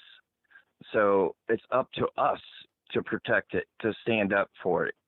And that it doesn't seem like a whole lot of people are on the same page. They're just scared about COVID. And everything else is a mask on top of it. And our government just seems like they want to perpetuate fear onto us so they can control us. Instead of us being in charge, they're in charge. Do you agree with that statement? Man, it makes sense. I mean, I really have a hard time believing that many Americans can actually be suppressed, when it comes to our rights. They should be able to vocalize it anyway, and the whole thing with suppression of information from the YouTube channels or any place else that you go to, it's a modern day book burning, and it's Nazism all over again. And we have our own selves to blame for it, because if you remember back in World War II, when we went over there to get all their Nazi technology, we reaped the rewards from that. But at the same time, we wanted to stop, I think it was Japan, from continuing on the war. So we got the Nazi scientists over here, and it was Dwight D. Eisenhower, I believe it was. And it was Operation Paperclip. And what he was supposed to do was not bring anybody back that was scientists that were completely indoctrinated into Nazism. And the people that were going back there and bringing them back just threw that out the window because they wanted to build this bomb and throw it over there. And so that's how Nazism got started here in America. So fascism, communism, whatever you want to call it, it's been started by us. And that was, 50 years ago? Right. So it's just crazy. I just wanted to throw that out there. I appreciate you, and I appreciate what you do, and you're a true gentleman and a scholar. Well, thank you for your call, man. Definitely appreciate you. Yeah, have a good night. Bye. All righty. That'll be a wrap for the show. Thank y'all for calling. If you can't get on, it's not my fault. We got to blame the white man. Next time, we're going to be live at Saturday, 8 p.m. Eastern, 11 p.m. Eastern, right here on the channel. Saturday. I'm always here Wednesday and Saturday at 8 p.m. Eastern Standard Time to 11 p.m. For the first hour, I talk about what's happening, recent events, reading some of the chat. And then the last 2 hours, I take calls from you guys out there in the crowd. But like I said, if you couldn't get on, it's not my fault. You got to blame the white man. Shout out to the moderators keeping the chat in check, because I saw some trolls trying to interfere, but don't even worry about that, because we got them mods They like they like my penitentiary guards. They're keeping everybody out of the way. Okay, that's my Secret Service right there, the mods. So shout out to all the mods. You guys are great. You do a good job all the time. And thank you to everybody that has been watching, liking, subscribing, sharing, and super chatting. Super chats I'm gonna read right quick, and then I'm gonna get on out. Shout out to let me see, Matt, who says, "Love you, Anthony. Stay good." Appreciate you for that, boss. Thank you. Thank you to Noreen, who says, "Mask wearing is enforced here in Northern Virginia." I bet it is, because that ain't nothing but DC. That's the DC suburbs, basically. Thank you to Topaz, who says, "Woke culture began pretty benign, changing words like midget to little person." Yes. Now it says supporting strong borders makes you a white supremacist. Yeah, it's that future creep. You give an inch, take a mile. Thank you to Christine for your donation. Thank you to Inquisitor, who says, "Do you know much about?" I don't know about that. So I can't say that because I don't know what it is. You might be kind of getting me hemmed up. Thank you to Bart versus Windshield, who says, "As someone out of 100 people who got the virus, how many die? Reality is 1 or 2 in 1,000. You probably hear like 3 to 20 in 100. That's the media." Exactly. Yes. Because the media has stoked so much fear. They think that if you catch the virus, it's like catching AIDS. That's what's going on nowadays. Shout out to Angel, who says, "Hey, ABL, there's nothing woke about Hamilton, in my opinion. Hamilton comes across as an artistic and creative history lesson on how our government was formed." You see, I understand what you're saying, but you have to understand the intention behind what they're doing. Because they're trying to make these characters ethnic and change them. That's the whole thing. That's really what it's about. All right. Pleb, I do have a P.O. box. Yes. It's on my website under the contact page. But thank you for your super chat. You're asking, do I have a P.O. box to send me a homemade teacup? Yes, thank you. I do have a P.O. box. It's right there on the website on the contact page. So thank you for that. Shout out to David Frost, who says, Indian immigrant families make twice as much as whites in the U.S. They are brown. How is America racist if Indians are the richest? Thoughts on 1619? Well, I got some Indians that live right in this neighborhood, and they super cool. They deep. They grind. They get money. I got some Indians that live in my neighborhood, and I saw some more trying to move in, and they getting money. And the thing is, the thing that really wears me out about that is they're coming over here as legal immigrants. They don't always have a lot of money on them. A lot of times they don't have any money, and they come over here and make a lot. But you got Americans that have been here their whole life complaining and having their hand out. It's like, come on, man, we got to stop this nonsense. But the 1619 Project, it's propaganda, pure and simple. Nothing more, nothing less than propaganda. That's just all of what it is. It ain't nothing else to it, really. And it's a shame, but it is what it is. Okay, let me go back. Shout out to Devin, who says, didn't Trump try to trade DACA for the wall in 2018? Yes, he did. He sure did. I mean, it was a good deal. Some on the right said it was a bad deal, but the thing is, DACA is kind of a weird situation because they were promised a certain thing and they were signing up and they were here doing right. So it's like, what do you do with them? And a lot of them wasn't even their fault. They were brought here as children. So it's like, what do you do with them? But the problem was, if you allow that, then you're going to allow more, or you're going to incentivize more. So it was a weird situation. But yeah, it'd be a deal. Okay, let's continue the DACA program. However, let's get this wall too. Let's make a deal, but they ain't going to do it. So now it could be, kind of just in a weird, like a kind of an abyss situation. Maybe it gets renewed, maybe it doesn't, maybe it falls apart, maybe it doesn't. Oh well. Thank you to David for your donation. Thank you to Real Honest Abe, who says, former Vice President Biden saying the N-word the other day. I saw that. I don't think he actually said the N-word. I think he was just kind of twisted in his speaking and said the wrong thing. Joe Biden is pretty much not here. He's a husk of a man. He doesn't know what he's saying, but it did sound like that. Thank you to Barry Owen, who says, if we go softer on crime, there may be upsides, but the downsides will hit harder in the communities with more crime. God bless you. Thank you for that. I appreciate you.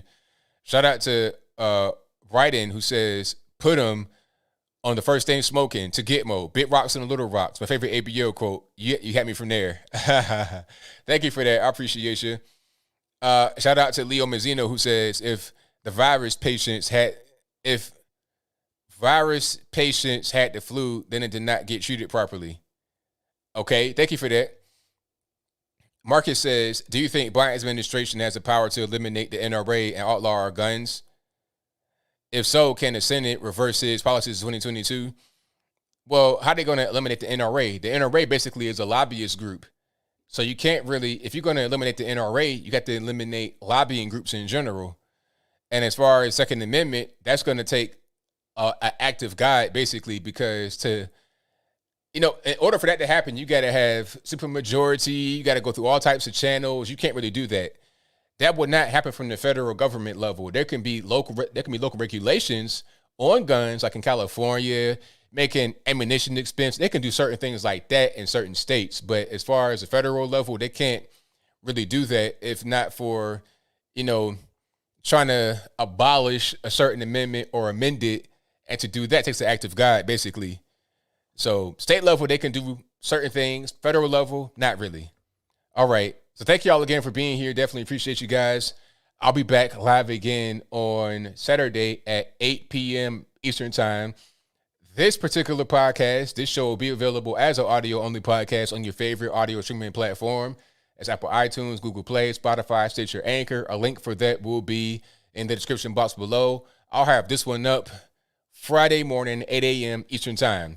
And the Saturday one will be up on Monday morning, 8 a.m. Eastern Time. And shout out to Mixed Girl POV, who says, blessing upon blessings to you and your lovely family. Thank you for that. I most certainly appreciate you guys. All right, so that's all I got. So until next time, y'all be safe. I'm out. And peace.